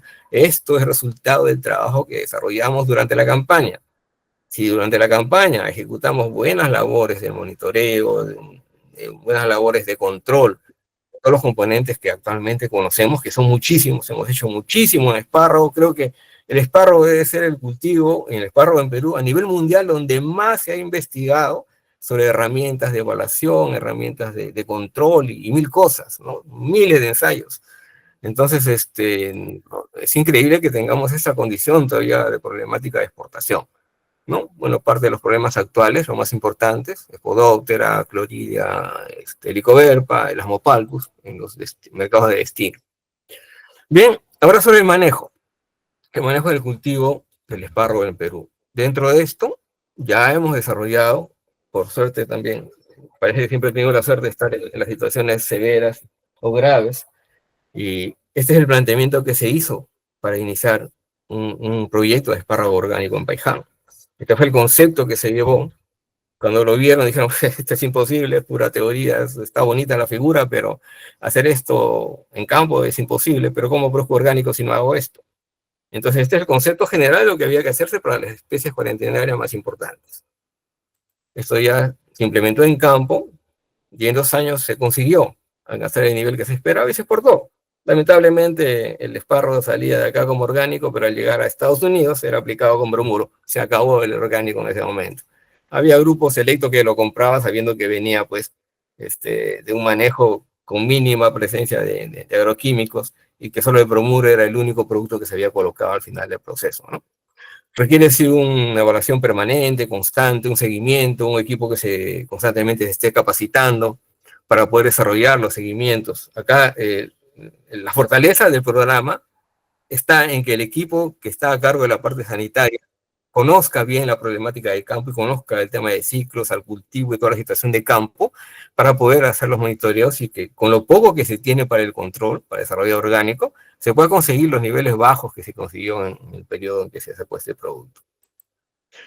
Este es parte del concepto también, no lo vamos a explicar porque es tremendo. Se intentó hacer algunas pruebas con aislamiento, justamente para las plagas cuarentenarias, porque el producto era para Estados Unidos exclusivamente, como orgánico para Estados Unidos. Entonces acá también se trabajó bastante lo que ya sabíamos. Esto no podía hacerse si no se había hecho investigación de 20 años atrás sobre cómo se comportaban. Todo lo que sabíamos de la especie ha sido colocado en este cuadro para plantear lo que tenía que diseñarse e implementarse a nivel de campo. Y se hizo. Es más, vino APHIS y confirmó que todo esto, que primero se planteó como una teoría, se ejecutó en campo y se podía medir y hacer los seguimientos y confirmar finalmente desarrollar este tipo de espárrago.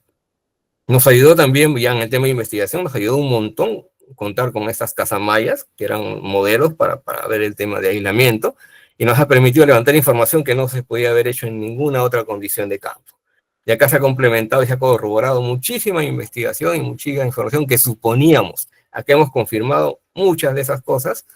Espero que en algún momento ya podamos tener publicado todo el trabajo que se ha hecho aquí, pero nos ha servido muchísimo. Parte de las herramientas que se ha desarrollado en el espárrago, y como yo es un periodo largo, miren, ahí están los años en los que en temas solo de trampas de luz se estuvo trabajando, mucho o casi todo de esto se ha hecho en el área de Chavimochic, principalmente, y con diferentes procesos, con todos los inconvenientes, estudios y muchísima gente metida en esto, con errores e incluso con peleas y discusiones sobre los resultados y si era favorable o no los diferentes modelos. Pero ahí seguimos en esto, ¿no? Todavía estamos investigando en el tema de las trampas. Este es un resumen de lo que conocemos actualmente de las trampas que se emplean en el tema de control etológico en el cultivo de espárrago. Ya está medido, hemos hecho mucho trabajo para hacer esto. Ya conocemos los inconvenientes y los beneficios de cada una de estas herramientas y para qué las usamos. Hoy día no hay mucho tiempo para explicarlo. Ojalá que en el evento grande que vamos a tener en noviembre haya más oportunidad de poder detallar todo esto. El control biológico, que casi siempre está en todos los libros y creo que en todas las universidades a los que llevamos algo que tenga que ver con la agricultura y la producción, nos dicen que el manejo integrado arranca por las medidas culturales, buen manejo, buenas variedades, buen manejo agronómico, y todo un proceso, y con el control químico como última instancia. Y todos sabemos perfectamente qué es lo que se hace en campo, ¿no? Con cualquier cultivo, con cualquier problema nuevo que aparece y se hace importante. Bien, una de las principales y primeras herramientas, y es más, el regulador normal de las plagas son los controladores biológicos. También se ha investigado muchísimo, con la empresa estamos trabajando hace muchísimo tiempo en esto, ya sabíamos resultados hace mucho tiempo, la cuestión es que acepten la propuesta y lo implementen, ¿no? Tenemos mucha información sobre esto, sabemos las dosis, sabemos las capacidades, los momentos de liberación, y todo lo necesario para que esto funcione a nivel de campo. Esto se corroboró mucho en el espárrago orgánico, en el periodo que estuvimos haciendo este proyecto. También en la Casamaya nos ayudó muchísimo para eso.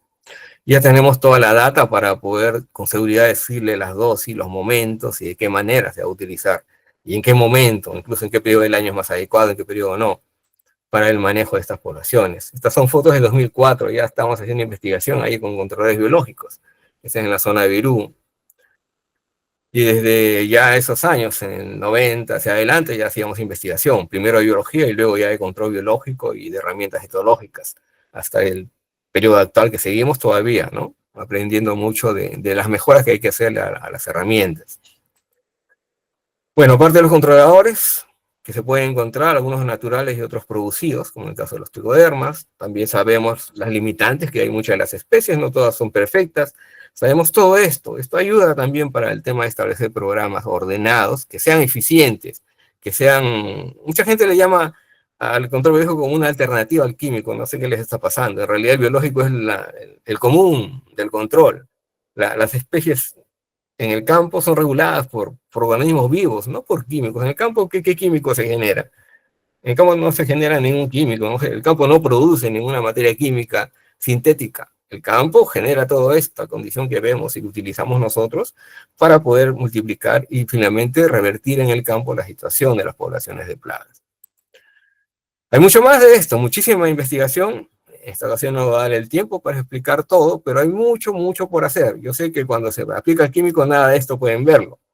Estas fotos han sido tomadas en situaciones de ensayos, en situaciones de cultivos orgánicos, en algunos campos de agricultores que no hacen mucha aplicación. Todas estas fotos se pueden tomar en esos campos. En condición de manejo intensivo de químicos es imposible conseguir fotografías como esta.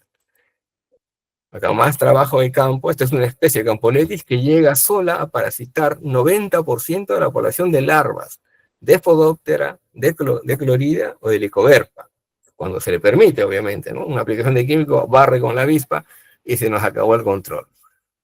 Moscas taquíneas, o sea, lo que tenemos en campo es tremendo y muchas veces hasta es gratuito, sino que a veces tenemos que producir y liberar bajo un costo porque la población del campo es abundante por mal manejo, mala evaluación. Tenemos entomopatógenos como parte de las herramientas de control. Hay data anterior de muchísimo tiempo, de algunos colegas que envían de vez en cuando también información cuando se les envía producto, y nos va permitiendo ya establecer programas para el manejo sin necesidad de recurrir a los productos químicos o utilizarlos como siempre se dijo, ¿no? O como dice la teoría, en última instancia. Disponemos actualmente incluso de virus, de bacterias, Bacillus es ampliamente conocido, nematodos, de lo que han hablado un poco hace un rato, ¿no? Como herramientas fundamentales para el manejo. Y sobre todo acá, esto está asociado al concepto de sostenible, porque todo lo que aplicamos acá se multiplica. Yo mato una larva y no es que se murió la larva, genera, en el caso de los virus y las bacterias, nuevos inóculos solos que siguen eliminando a otros individuos. Y en caso de los nemátodos es igual, de una sola larva de la plaga salen pues 50.000, 60.000 nemátodos nuevos que van a atacar a otros individuos de la plaga que están presentes en la zona, ¿no? Entonces, todo este trabajo de tanto tiempo, ya tenemos algo más de 30 años trabajando duro, haciendo ensayos. Hemos probado químicos también. Sabemos cuáles funcionan, cuáles no funcionan y cuál es el impacto que tienen inclusive sobre el manejo. Entonces, todo este concepto lo estamos actualmente tratando de implementar. Ya algunas empresas están aceptando y es básico. Queremos hacer que el espárrago sea un producto sostenible, no solo por el tema de calidad, y esperamos mejorar el tema de rendimientos también, apoyando con este tema del manejo. Pero hay que entender que el futuro prácticamente va a ser sin materias químicas y vamos a tener que mirar a lo que es natural, a lo que siempre es el regulador normal en los problemas de campo, ¿no? En las poblaciones de campo. Más trabajos tanto en universidades como en algunas empresas, que nos permiten tener herramientas, una enorme cantidad de herramientas para el manejo. Así como hay tanto químico en el mercado, también hay un montón de herramientas de otro tipo que nos permiten desarrollar actividad para el control. Bien, ahora separamos a las plagas y su manejo ya por etapas. La etapa general, que normalmente se le llama mantenimiento, y la etapa de cosecha, principalmente basado en verde. Saben que el espárrago blanco es otro tema, ¿no? Tenemos un periodo aparentemente de campo limpio en el caso del espárrago blanco. Bien, este es un resumen de lo que se presentó a EIFIS para que se planteara la posibilidad de sacar el bromuro de metilo como fumigación en mercado de destino, sobre todo en Estados Unidos, y con eso se nos quite pues la condición de calidad del producto como tal, porque no solo le aplica, sino que le quita la calidad con eso, le da menos periodo de vida, y con eso también estamos quitándonos un problema en el mercado de destino, ¿no? Pero eso implica que tengamos que trabajar bien aquí en los campos para enviar los productos sin la problemática pues, de las plagas cuarentenarias y sin residuos también. Entonces, este es el modelo básico para lo que se va a hacer como monitoreo y seguimiento de la plantación en toda esta etapa en que soltamos el campo hasta que lo chapodamos, ¿no? Con el seguimiento a través de trampas, de diversos modelos, dependiendo de las plagas que tengamos, y también la evaluación en la misma plantación, ¿no? Las evaluaciones semanales dentro de la plantación. Y con el objetivo de llegar pues a la cosecha en condiciones óptimas, con mínima incidencia de poblaciones que puedan afectar el producto a cosechar. Este es un modelo para triz, estuvo trabajando en orgánico, funciona bien, hay que hacerlo sostenido, implementarlo bien. En convencional lo hemos también confirmado en la zona de Barranca, esto funciona bien. Mucho del manejo tiene que ver con que midamos bien en cada situación cómo las diferentes materias o sustancias no químicas que estamos utilizando nos permiten tener un control pues, de las diferentes fases y de los niveles poblacionales en momentos críticos del desarrollo fenológico. Este es un ensayo múltiple que se desarrolló en la zona de Virú para ver varias sustancias, incluso un extracto, junto con nematodes y entomopatógenos, para el control de trips. Los resultados se siguen corroborando. Tenemos actualmente data que nos permite tener con seguridad algunos entomopatógenos, los nematodos mismos como tales, y algunos extractos que se pueden implementar dentro del manejo para el control de trips, por ejemplo. Este es un resumen de mucho tiempo de data de campo dentro de empresas, de colegas, de ensayos, en el que hemos cruzado dos trabajos. Un trabajo que es la incidencia de larvas a lo largo del tiempo, de prohiplosis. Antes era aburridísimo irse a las zonas donde había algo de espárrago, en Chao, o a veces aquí en la zona de Buenos Aires, en Trujillo. Era aburridísimo el cultivo, casi no había plagas. De ahí en adelante está ido creciendo. Y para el caso de prohiplosis se ha llegado a un pico en el año 2007 de 250 larvas por brote apical. Que es el pico que vamos a encontrar más o menos por ahí, para un brote de buen calibre, ¿no? Entonces, y eso lo hemos cruzado con lo que sabíamos del manejo de productos químicos, y miren la relación que hay, directa, entre cómo ese mal manejo de sustancias químicas ha condicionado que la especie se adapte más. Poblaciones que van creciendo mal manejadas y terminan adaptándose totalmente a un cultivo que no era su cultivo regular, ¿no? Eso es lo último que hemos estado haciendo en el tema de prohiplosis. El año pasado se ha hecho este ensayo con una materia nueva que ha llegado a la empresa y que nos ha permitido nuevamente entrar en el tema de prohiplosis.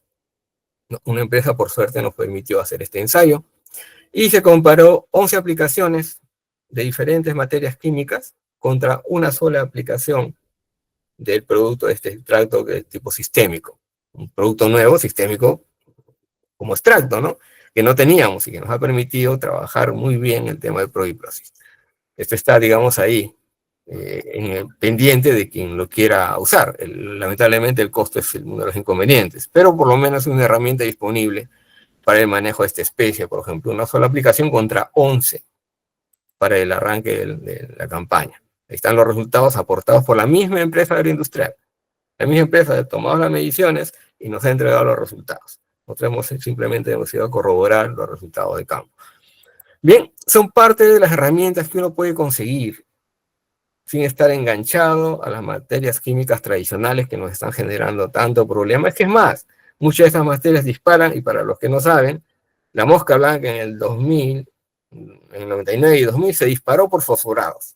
Confirmado, le hemos hecho la investigación, confirmado a nivel internacional, eso fue el disparador de la mosca blanca en el espárrago. ¿Cómo lo revertimos? 3 meses sin aplicaciones fosforados, a pesar que el prohiplosis nos estaba dando duro, nos permitió bajar la presión y luego entrar con el programa, y con eso conseguimos el control. Bien, entonces parte de la data que nos entregó la empresa sobre cómo una sola aplicación tenía prácticamente el mismo control que 11 aplicaciones, ¿no? Y como ven, el desarrollo de la plantación ha sido similar, ¿no? Entonces es importante que siempre estemos en la búsqueda de nuevas herramientas para poder desarrollar control sobre una especie como esta, no tan problemática a nivel de campo, a la que ya la conocemos, pero también conocemos todo ese potencial que tiene y que está muy asociado ahora al manejo del cultivo del espárrago. Tenemos años con más o menos incidencia, pero igual, es una especie que cuando se instala o crecen las poblaciones porque tiene buenas condiciones se complica bastante. Otro problema de campo actual todavía lo que tenemos en proceso, está en investigación, el tema del manejo de los homopalpos, ¿no? El homopalpus ha cambiado su comportamiento, ya no solo está en el cuello de la planta. Entonces eso nos complica en cierta manera por el tema de control, y en otras situaciones también puede favorecernos. Estamos en ese proceso actualmente, ¿no? Para poder obtener, así como para otras especies, un control más sostenido de esta especie que ya cuenta con feromonas, las trampas de melaza también funcionan, hay diferentes otras herramientas. Estamos siguiendo en la búsqueda para conseguir un programa que nos permita tener un control sostenido de esta especie. La chicharra de la que hablaron hace un poco, hay un poco para que la conozcan. Para los que van a la zona de Paeján, cuando esto es muy intenso, esto es lo que van a escuchar durante todo el día, no solo en las tardes, durante todo el día con poblaciones tremendas a nivel de campo. Ya lo hemos investigado, ya sabemos el ciclo, sabemos los componentes de control, podemos controlar huevos, ninfas y adultos. Ahora, la cuestión es que se permita y se implemente el programa como tal. En realidad podemos tener todo el paquete. Ahora la cuestión es si el productor o la empresa va a implementar el paquete. José un poco les dijo el tema de las ramas, sí, en su momento. Y se lo planteamos a la empresa, me dice, pero si yo me corto las ramas que tiene huevos, me va a cortar voy a foliar toda la plantación, porque prácticamente todas las ramas tenían huevos. Entonces, en momentos iniciales sí se hizo. Retirábamos ramas que tenían y una rama elimina por lo menos 400 o 500 huevos. Entonces es importante ese tipo de control. Pero si ya tenemos prácticamente todas las plantas con presencia de huevos, pues, ¿qué voy a hacer? Una defoliación total del campo. Los últimos ensayos de este año han permitido encontrar entomopatógenos que pueden afectar la fase de huevo en esa condición. Entonces también hay otra nueva herramienta para el manejo. Los adultos pueden ser afectados por hongos entomopatógenos. Como dato, han estado aplicando control químico para adultos y los adultos viven máximo 6 días los machos y las hembras máximo 10 días. Y han estado equivocando a la hora de aplicar y viendo que mueren en los días siguientes, tenían que morir de todas maneras, como sin aplicaciones. Entonces, no conocer cómo se comporta la biología del insecto también va en este sentido, ¿no? Estoy considerando buen resultado de mi aplicación, a los 5 o 6 días, excelente mortalidad, obviamente se moría solo, el testigo se moría también. Entonces, porque no conocía este dato, ¿no? Entonces, es importante por eso conocer a la especie que intento regular y conocerlas bien para que las herramientas que yo decía, ya sean biológicas o químicas, funcionen como deben funcionar. Bien, esto es ya en otra zona, en el norte, la condición de campo también tremenda. Miren ahí la cosecha pues, de ninfas. En este campo hasta 300, 350 ninfas en 1 metro, con profundidad hasta 1,50 m, 1,60 m, y abarcando prácticamente, afectando todas las raíces alrededor de la corona, ¿no? Y como consecuencia de esto, el ingreso de Fusarium y por lo tanto pérdida de la corona y finalmente la esparraguera. Y a voltear 25, 30 hectáreas, ¿no? Asociadas al ataque de Proarna y la consecuencia posterior de la infección por Fusarium. Bien, bueno, esto es lo que encontramos en campo. Nuestro trabajo en campo es no solo ir directo a una especie plaga, sino a todos los componentes, los factores, que lo favorece, que no lo favorece, para que el programa funcione. Nuestra búsqueda es control sostenible, no control temporal y cada semana, cada 15 días tengo que estar nuevamente aplicando, preocupándome por el control. Hay bastante trabajo, estos son nematodes, entomopatógenos de Torrhabditis. Hay otro género también que afecta a insectos y se produce en grandes cantidades en laboratorio. El resultado final, el nematodo ingresa dentro del cuerpo, mata a la larva, se multiplica y genera nueva población que va a afectar, sale al suelo a buscar nuevamente nuevos individuos para parasitar.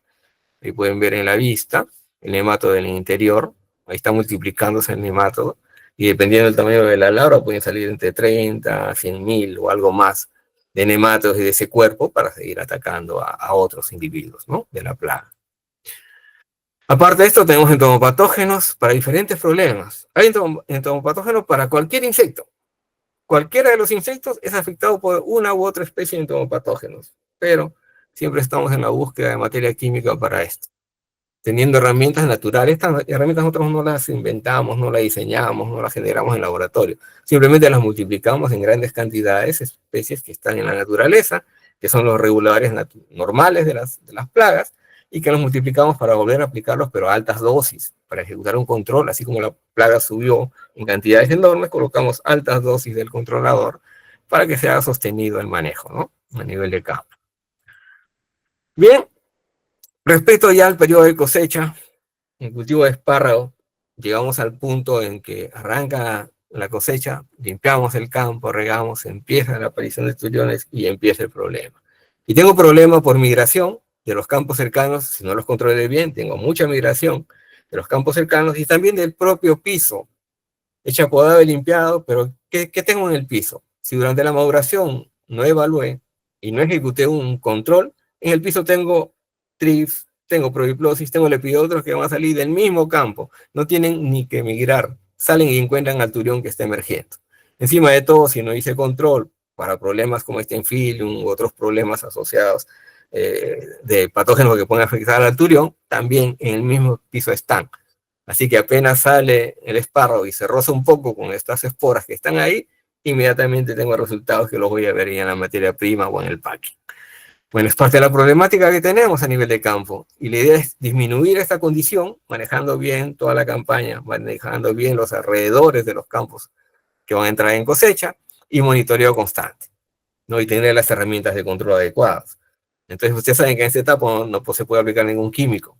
Entonces, ¿qué hago? No puedo solo rezar para que esto no me pase.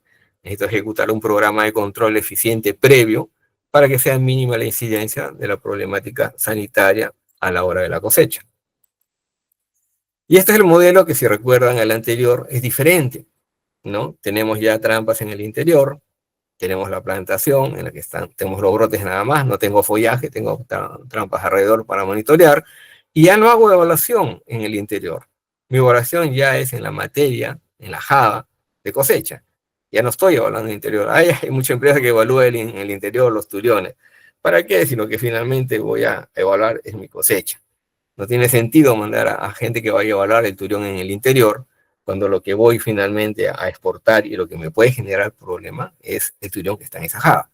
En lo demás, en el campo lo que tengo que hacer es limpieza, que no queden residuos, que no haya maleza, que el campo de cosecha esté totalmente limpio, evitándome problemas. Una malecita por ahí se quedó, el lugar de postura, los turiones aparentemente limpios, de esa malecita emergen las larvitas y se suben al turión, y ya no tengo huevo en el turión, tengo larva ya. Un problema que he generado en el mismo campo. Otro tema que hemos visto también es el tema de las jabas. Las jabas en los bordes no las revisan y hay posturas. A los 4 días la misma java, emergen las larvitas, entra mi materia prima cosechada a la java, totalmente limpia, sin una sola larva, y las larvitas que están emergidas en la java suben a mis turiones totalmente limpios y ya tengo larvas en los turiones. Bueno, son situaciones de manejo cultural, de entender cómo se comportan las especies para poder disminuir la incidencia ya en el producto que voy a sacar, para no preocuparme o no lamentarme porque mi embarque fue rechazado, ¿no?, en el mercado de destino. El monitoreo con trampas nos permite hacer seguimiento de poblaciones, hacer curvas y ver cómo va la incidencia campaña tras campaña, y con esto mejorar los programas de control. Lo que voy a utilizar como herramientas de control van mejorando en la medida que yo sé cómo se comportan estas especies, en qué momentos, si todo el año se comportan igual, si están asociadas de repente a que no desmalecer los campos cercanos. Y entonces todo esto se puede interpretar si tengo una data para monitorear. Y esta trampita que tiene ya algo más de 20 años de uso es la herramienta ideal, la trampa de melaza. Y mucha gente no la usa. Yo en realidad no entendería que se entre a cosecha en espárrago verde sin utilizar trampas de melaza como herramienta fundamental para seguimiento y para control. Recuerden el cuadro del potencial, cuánto genera una hembra, 1500, 1600 huevos que se convierten en larvas. Entonces, por cada hembra que yo mato en esta bandeja, esa es esa cantidad menos. Si yo mato 100 hembras, son 100 por 1500, lo que estoy eliminando. Por eso muchas veces nos enfocamos en la larva y nos olvidamos que quien genera el problema es la hembra que va a colocar los huevos. Y si elimino a todas las hembras, se me acabó el problema. Entonces, por ahí viene parte del error en el enfoque de lo que estoy haciendo a nivel de campo.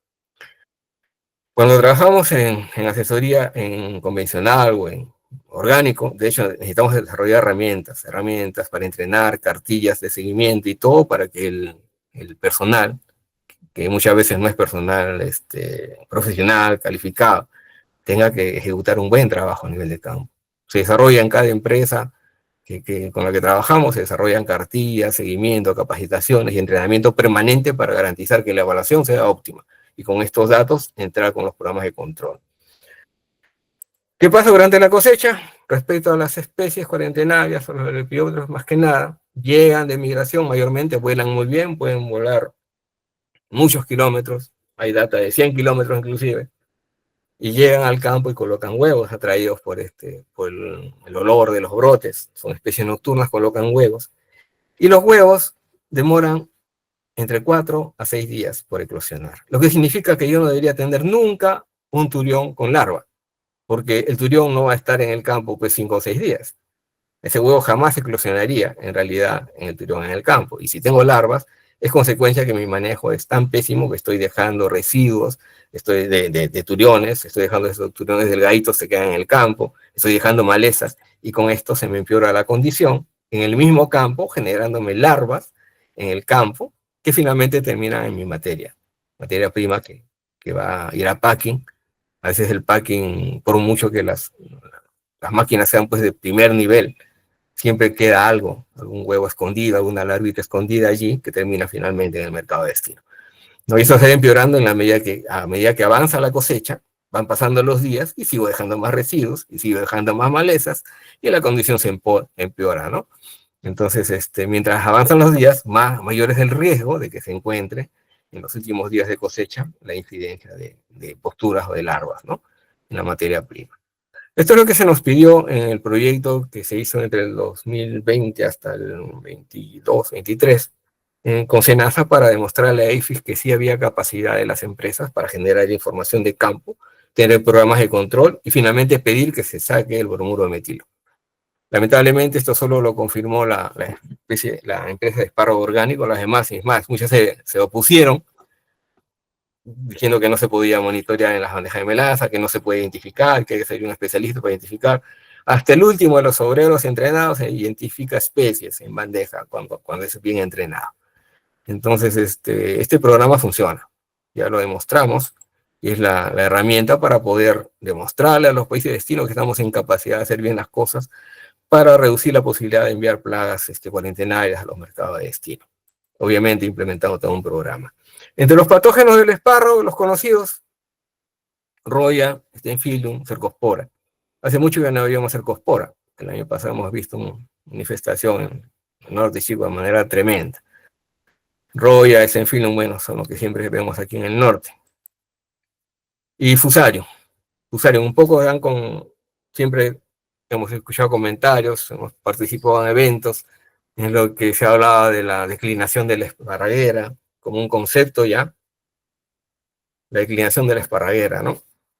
Una planta como el espárrago tiene su momento de declinación, o sea, muere porque tiene que morir, ¿no? Como si fuera una papa, pero la consecuencia del manejo de campo, en el cual se mantiene la infección por Fusarium y por Pectobacterium a lo largo de las campañas, es lo que genera finalmente lo que, entre comillas, han denominado declinación. Lo que pasa es que tanto es el inóculo que ya pues el Fusarium ataca todos los tallos, afecta de manera importante las raíces, las coronas, y finalmente terminamos con estos resultados de campo.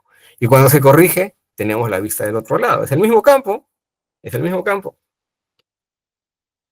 Acá, año y medio, 2 años después de haberse arrancado el programa, ¿no? Controlando, ¿qué cosa? Fusarium. Y la esparraguera no tenía que morir. Es más, hemos llegado a esparragueras el año pasado, de 5 años, que estaban muriendo. Ahora están produciendo con el programa de control de Fusarium. Entonces, tal declinación no existe. También esto tenía que ver con lo de no sembrar espárrago sobre espárrago. Naturalmente, si ese campo está lleno de Fusarium, lleno de Pectobacterium y otros patógenos en suelo, instalar una planta nueva sin la protección adecuada, naturalmente, pues el resultado iba a ser tremendo, ¿no? Por ninguna razón íbamos a tener espárrago sobre espárrago como lo que habíamos dejado digamos, en la plantación previa. Eso también se está trabajando, se está haciendo pruebas de espárrago sobre espárrago, es más, espárrago sobre zona altamente infestada por Fusarium. Y aparte de esto, también se habló de alelopatía y mil cosas, ¿no? También es otro tema, el tema de la alelopatía. Bueno, no vamos a discutirlo hoy día, pero ya tenemos el control sostenido. Tenemos varias empresas grandes con programas controlando Fusarium y consiguiendo lo que no se esperaba, ¿no? no matar la esparraguera a los 5 años o 6 años. Y esta es justamente una de esas esparragueras. En el norte, desde la condición como la encontramos, esto ya pararon la cosecha porque esto es lo que estaban teniendo, y se esperaba que esto ya continuara y prácticamente había que eliminarlo. Y este es el resultado a los 30 días después de iniciar las aplicaciones.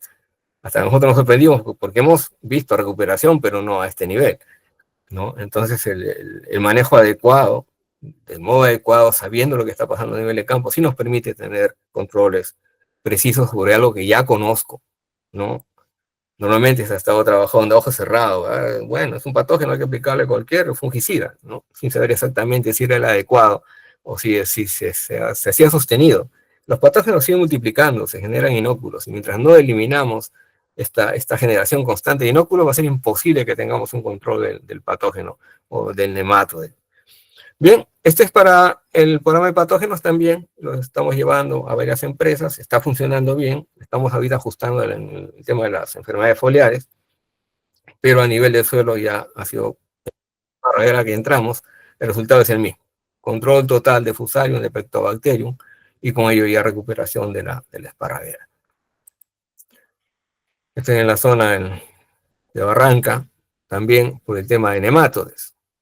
Inicialmente, cuando el esparro se instaló en el Perú, se dijo que, bueno, no iba a ser atacado por nematodes porque tenía una sustancia que era un repelente de nematodes, ¿no? Pero ya hemos visto la realidad y en todas las variedades del impacto que pueden tener, ¿no? Sobre la plantación. Y acá tenemos una plantación joven todavía. Y miren el nivel ya de las raíces con presencia en ovulaciones de melodogine, ¿no? Incluso en algunos F2 por ahí que hemos sacado también, miren cómo están esas F2. Entonces, los resultados, si no se manejan bien, y sobre todo si se intenta un control temporal con sustancias químicas, no se va a conseguir lo que se espera, ¿no? Un control sostenido del problema. También las malezas, acá tenemos malezas como hospederos o reservorios en este caso, del nematode, ¿no? Entonces también todo esto forma parte de los programas de control y de los seguimientos que hay que hacer en la plantación para garantizar que lo que se está implementando como programa está funcionando a nivel de campo. ¿Y cómo funciona? En este caso está usando tricodermas y un consorcio de bacterias y de bacillus para poder ejercer control principalmente sobre el juvenil, que es el que infecta, pero también tiene efectos sobre huevos y ocasionalmente sobre hembras. El objetivo es eliminar o reducir al mínimo toda la población de juveniles que se acercan a las raíces. Y esto es lo que ya a nivel de microscopía se observa, ¿no? Con microscopio de barrido, cómo el tricoderma está envolviendo a los huevos y a los juveniles, eliminándolos totalmente. Es la forma como trabaja. Y este tricoderma está asociado a las raíces. Es atraído por las raíces, por los exudados de las raíces, y las protege de la llegada, pues, de los nematodes o de los huevos que genera la hembra, y que son también controlados con estos productos biológicos, ¿no? Y hace mucho tiempo los conocemos. Recién, desde el año pasado, nos han permitido demostrarles lo que ya sabíamos hace 20 años, ¿no? Que en realidad el Fusarium y todo el problema radicular en el espárrago podía haber sido controlado con estos hongos. Y este es el programa, regularmente 3 aplicaciones por campaña, y eso es lo que se está llevando en varias empresas ya, con los resultados positivos, ¿no? Para el control eficiente de Fusarium. Bueno, es un resumen un poco apretado, hay muchísimo que hablar, hemos hablado de unas cuantas plagas, los patógenos más importantes, pero hay muchísimo que se ha hecho. Nos tomaría semanas en realidad, yo creo que José también le quedó cortísimo porque hay muchísimo que hablar de todo el manejo agronómico y todos los cambios y ecuaciones que se han hecho. Incluso muchos, como les comento, muchos se ha hecho por el tema de plagas. Se ha hecho tumbado de las matas, se ha hecho mil cosas. El tema de preagoste, se ha estresado tanto a la planta para tratar de evitar el ataque de prodiplosis, se ha cargado fuente de nitrógeno para disparar, se ha hecho mil cosas increíbles. Como digo, no debe cambiarse el manejo agronómico, afectando la productividad y la vida de la plantación, porque una plaga no la hace manejar, ¿no? La sanidad tiene que estar dirigida a controlar la problemática en las mejores condiciones agronómicas del cultivo. Bien, muchas gracias. Si hay alguna pregunta sobre la exposición. Sí, doctor, muchas gracias por la excelente exposición. Una de las preguntas que hace el público presente, en el caso de prohidrosis, en la etapa de brotamiento, bueno, la prohidrosis se esconde en las brácteas. La pregunta es, ¿qué recomienda en ese momento cuando se encuentra la prohidrosis en brácteas, en la etapa de brotamiento? Bueno, como ustedes saben, prohidrosis pone los huevos en las brácteas, ¿no? Y prácticamente, en el caso de los biológicos, ningún producto biológico, hasta ahora todavía, podía alcanzar. Teníamos todos los hongos que conocemos, matan las larvas, inclusive los huevos de prohidrosis, pero no podemos llegar hasta esos huevos o larvas. Ahora, el último producto que ha traído la empresa, que es una saviractina sistémica, ese sí, ya les mostré el ensayo, esa sería la recomendación actual. Aparte de eso, la recomendación es el monitoreo y control eficiente donde tenemos pues los focos de infestación de prohidrosis. A veces miramos el turno o el lote como una isla, cuando tenemos todo un fundo con diferentes enologías y toda una relación directa ahí de migración y de infestación, que es lo que hace sostenido, digamos, la presencia de las especies. El control tiene que ejecutar, y lo mismo pasa con TRIP, el control tiene que ser sostenido en toda la plantación y no mirar al lote como una isla. Lo que debe mirarse como una isla es el tema de monitoreo, sí. Por eso siempre recomiendo una herramienta de monitoreo que solo tenga de rango el lote, ¿no? Que tenga un rango pues de 40, 50 metros máximo alrededor de la herramienta para poder monitorear. Pero después todo el programa de control debe ejecutarse en toda la plantación, en todas las fenologías presentes. Correcto. Hay otra pregunta. ¿La melaza atrae adultos de prohidrosis? Hasta ahora no encontramos todavía una sustancia que sea atractiva para adultos de prohidrosis, con excepción de humedad como tal, una fuente de humedad. Prohidrosis puede caer en una bandeja de melaza por el tema de agua, por el tema de humedad, porque siente la humedad y cae en las bandejas de agua. Cae en la bandeja de melaza de manera abundante también, y ahí cae no por el olor, sino por el color de la melaza, que es oscuro, y la prohidrosis tiene que buscar lugares oscuros para pasar el día, y ve a la bandeja de melaza como un lugar para esconderse, y por eso se queda pegada en la bandeja, ¿no? En el caso de la bandeja de agua es por la humedad que libera la bandeja, y porque como está en un contenido de un recipiente, eso le da un cierto nivel de protección del viento y termina pues quedándose en el agua, ¿no? Entonces, por esa razón es que sucede.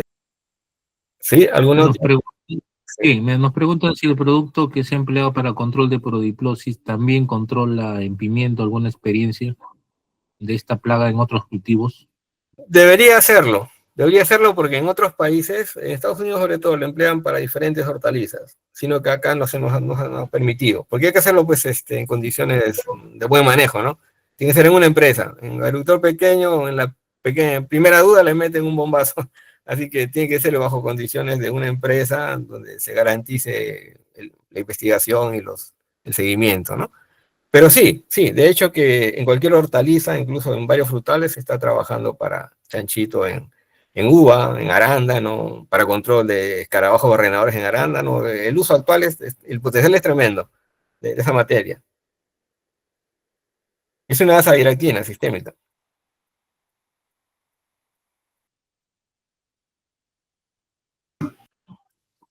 Correcto, doctor. Bueno, en el chat ya no hay ninguna pregunta. Más que todo felicitarle, doctor, eso es lo que el público dice, y agradecer a Lab Agrícola por las excelentes exposiciones que hemos tenido el día de hoy. Para noviembre vamos a tener un evento presencial, ¿no? Estamos viendo dónde se va a hacer para que el público asista y también esté presente en las exposiciones directas con los expositores, ¿no? Agradecido, y no sé si el ingeniero Clever Matos tiene alguna acotación más.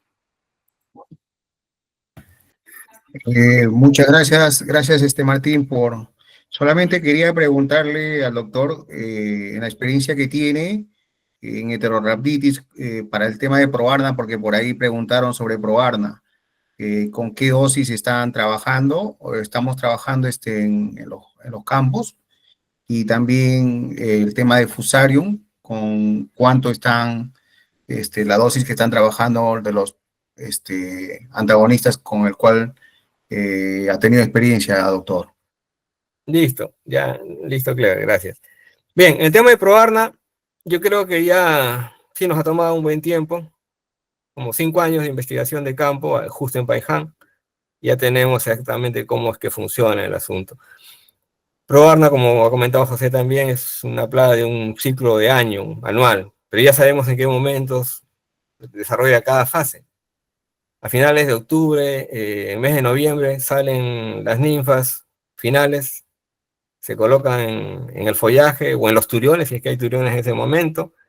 De ahí emerge el adulto, se aparea y empiezan las posturas. Así que a partir de diciembre, enero, febrero y hasta marzo tenemos posturas. Entre abril y mayo tenemos ninfas que caen al suelo.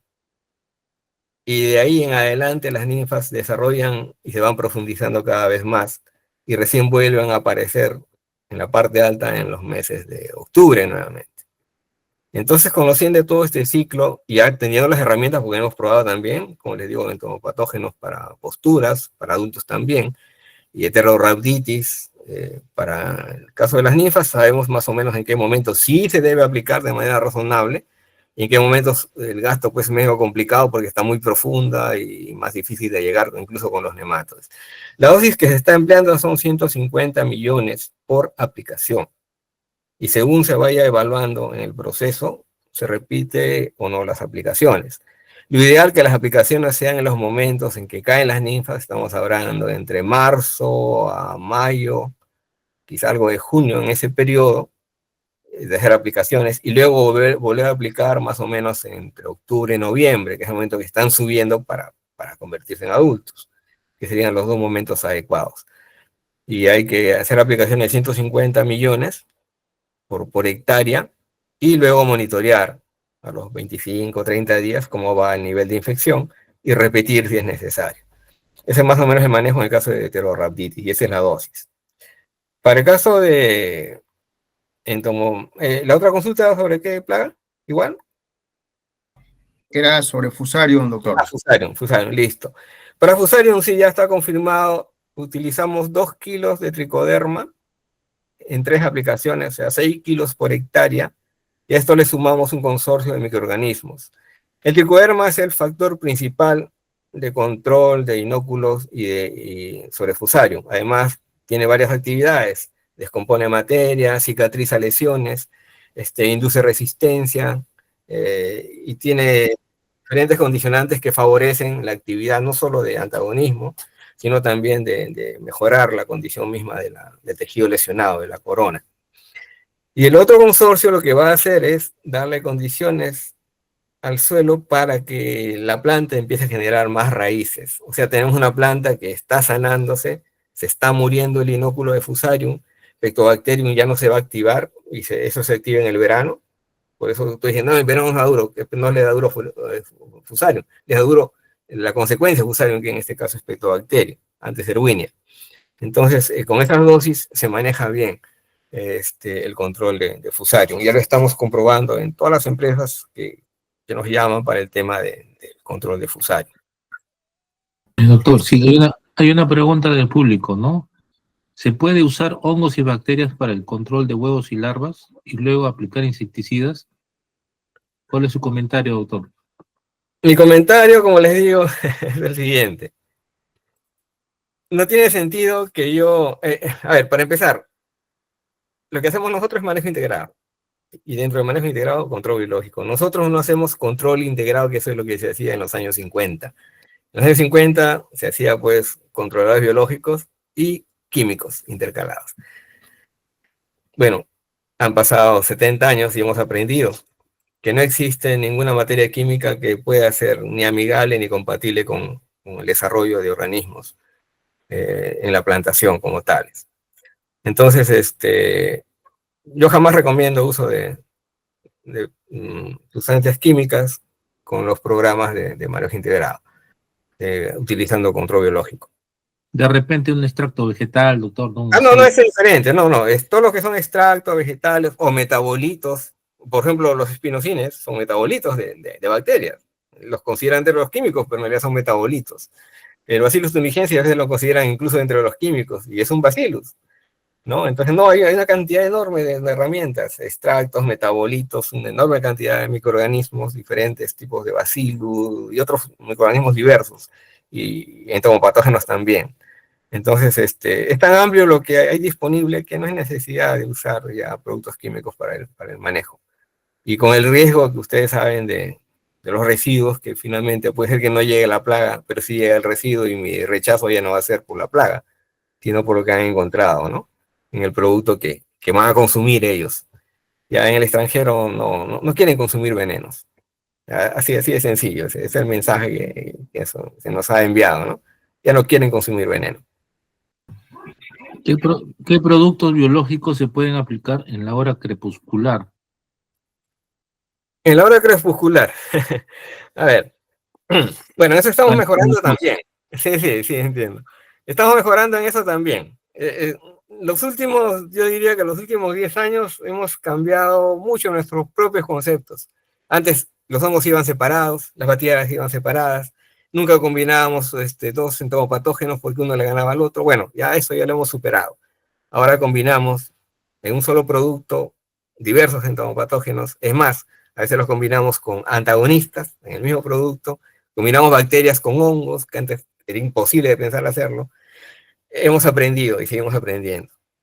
Entonces, respecto al uso, siempre hablamos que los entomopatógenos los aplicamos siempre en la noche porque tienen que germinar, no tiene que haber luz solar. Estamos aprendiendo también el proceso. Es más, estamos ahora intentando encapsularlos para poder aplicarlos en el día. Recomendamos en la noche, sí, porque son mejores condiciones de sombra, de humedad, para poder que se desarrolle bien, buenas condiciones de la germinación del patógeno, como muy temprano. Y en periodos donde hay mucha nubosidad, tenemos prácticamente todo el día para aplicarlo. En el verano, sin hablar, pues de hecho que la luz directa, la radiación solar directa va a afectar a los organismos, ¿no? Algunos, a las bacterias no, por ejemplo, Bacillus ha tolerado el yacu, hemos hecho ensayos en el mismo yacu, controlando oidium en arándano y le ha ganado al oidium sin ningún problema, ¿no? Aplicado al mediodía. Entonces depende de lo que seguimos aprendiendo de cada microorganismo. Mayormente para los hongos de aplicación foliar sí se recomienda aplicaciones en la tarde, en la noche, ¿no? De preferencia. Los que van a suelo sí no tienen problema. Ok, doctor. Otra pregunta. ¿La azadiractina tiene regulación? ¿Cuánto demora en degradarse? A ver, la azadiractina aplicada en aceite foliar sí tiene regulación, pero es mínima. Porque si revisan internet van a ver que se usa azadiractina, incluso en medicamentos, incluso en cosméticos se usa azadiractina. Entonces, a nivel foliar, los aceites de azadiractina sí tienen un nivel mínimo ahí, que es muy escaso. Este producto que tenemos es una azadiractina sistémica, se aplica por el sistema, viene en polvo, no es aceitosa, y ingresa a la planta, y ahí prácticamente se va a dirigir a todas las zonas y se puede aplicar antes de la cosecha sin ningún problema, no hay ningún inconveniente. De todas maneras, como nos piden los análisis multiresiduos, se han enviado de fruta, de follaje y todo han dado pues mínima traza, pero no tiene ningún sentido. Pero es parte de la regulación, pues, ¿no? No tiene ningún inconveniente, sobre todo esta sistémica no tiene. No lo van a encontrar como lo encontrarían a la otra que tienen aceite, ¿no? Que incluso no tendría inconveniente, pero es parte de la regulación. Ok, doctor. Otra pregunta. Spodoptera frugiperda, ¿qué entopatógeno sería más eficiente? Spotra frugiperda, miren, esa es una de las especies que tiene prácticamente el ciclo total controlado de manera biológica. Entomopatógenos le afecta Baciana, entre los que más, ¿no? Baciana, Metarricium, los dos que más lo afectan entre los entomopatógenos. Pero aparte tiene control de huevos, control de pupas, control de adultos, o sea, todas las fases tienen control. Tienen chinches, hay nematodos, lo aplicamos depende de la planta también, en maíz podemos aplicar nematodos al cogollo y lo eliminamos. Depende en qué cultivo esté frugiperda. porque ataca un amplio rango de cultivo, ¿no? Entonces sí, hay muchas alternativas. En caso de los entomopatógenos como tales, Beauveria bassiana y Metarrhizium, con aplicaciones nocturnas, podrían funcionar.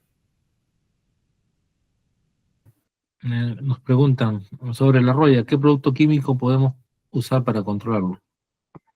Como les comenté, no recomiendo ningún producto químico, ni para patógeno, porque tenemos otras herramientas.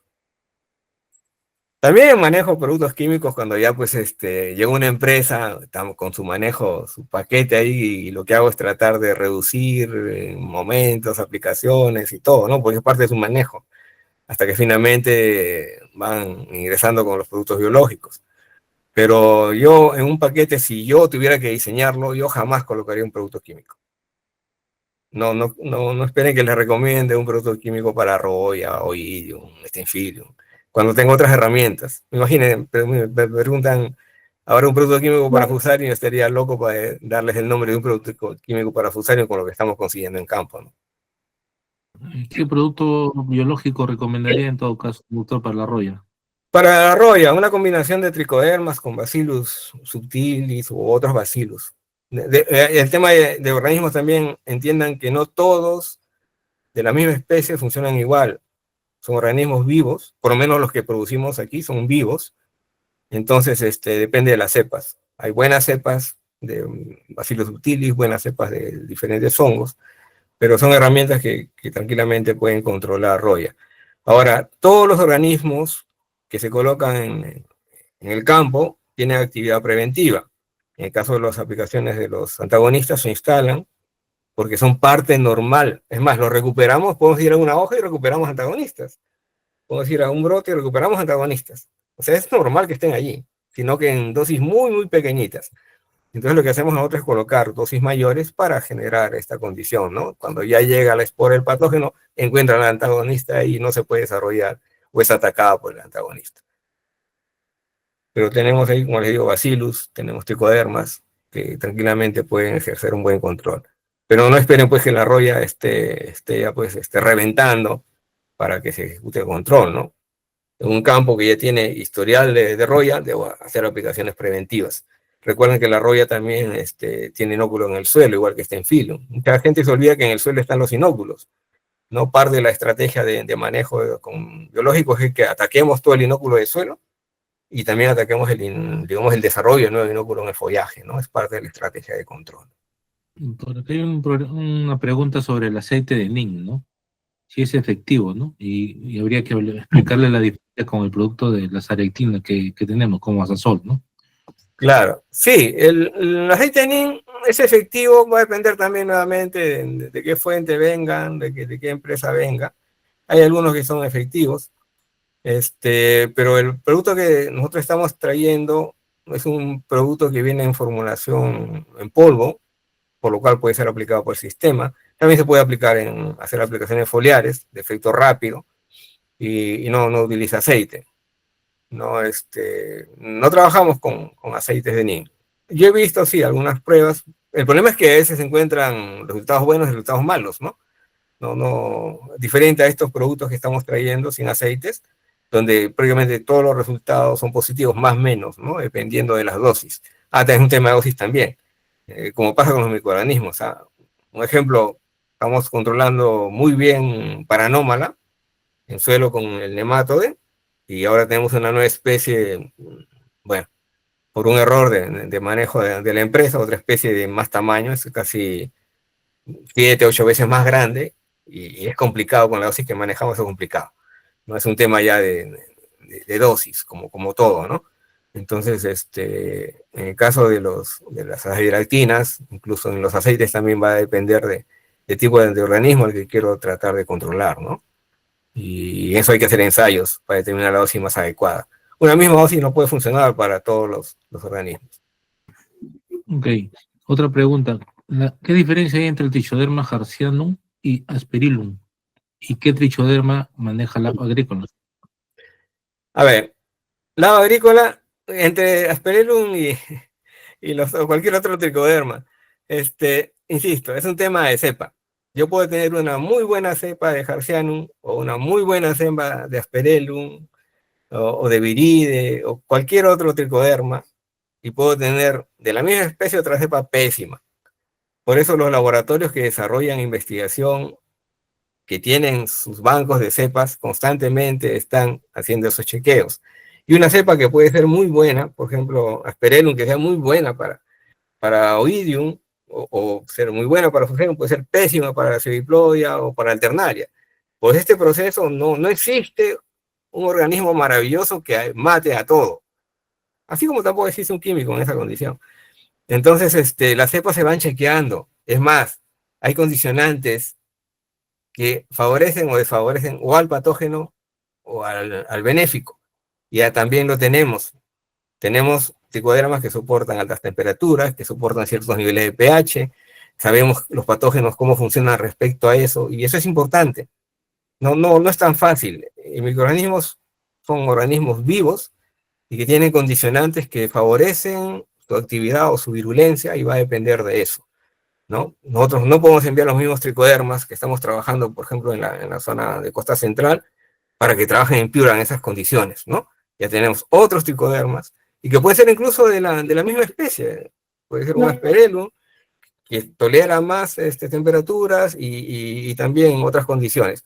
Ese estudio es permanente, y eso es lo que sucede realmente. Por eso a veces tenemos Asperellum y resulta que nos falla en ciertas condiciones, y es porque no ha sido probado todavía para que supere los condicionantes ambientales, a pesar de que ya ha sido comprobado que funciona bien para cierto patógeno, ¿no? Ahora, la diferencia morfológica se da, pues, ¿no? O sea, lo pueden ver a nivel de colonia, lo pueden ver a nivel de microscopía, y en los casos muy complicados a nivel molecular.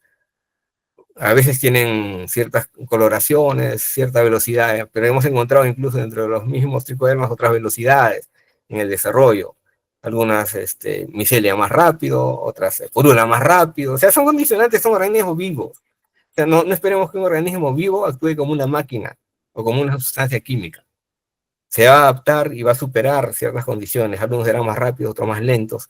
Y los más lentos no que sean malos, sino que los más lentos en el tiempo se van a sostener más incluso que los más rápidos. Ese es un tema que siempre estamos manejando a nivel de laboratorio, y por eso las cepas siempre se están investigando y renovando. Algo que no va a pasar, por ejemplo, cuando les llega un tricoderma, un T30 y tantos, que es estable, permanente, y funciona bien para ciertas ocasiones, y para otras no. Entonces, y en el campo son situaciones dinámicas, y nos enfrentamos a diferentes condicionantes. Un cambio climático y resulta que nos cambiaron las condiciones, y ahora ¿qué hacemos? Bueno, tenemos un banco y los conocemos. Sabemos entonces por qué tricoderma lo vamos a cambiar, ¿no? Cuando cambiaron las condiciones ambientales. Es parte de lo que hacemos en la empresa y en la investigación, es lo que hacemos permanentemente. Ok, doctor, muy agradecido. Agradecemos a todos los asistentes y decirles que estén atentos a las publicaciones en todas las redes sociales, cual manejamos, y cualquier consulta técnica al equipo que tiene Lab Agrícola. Gracias.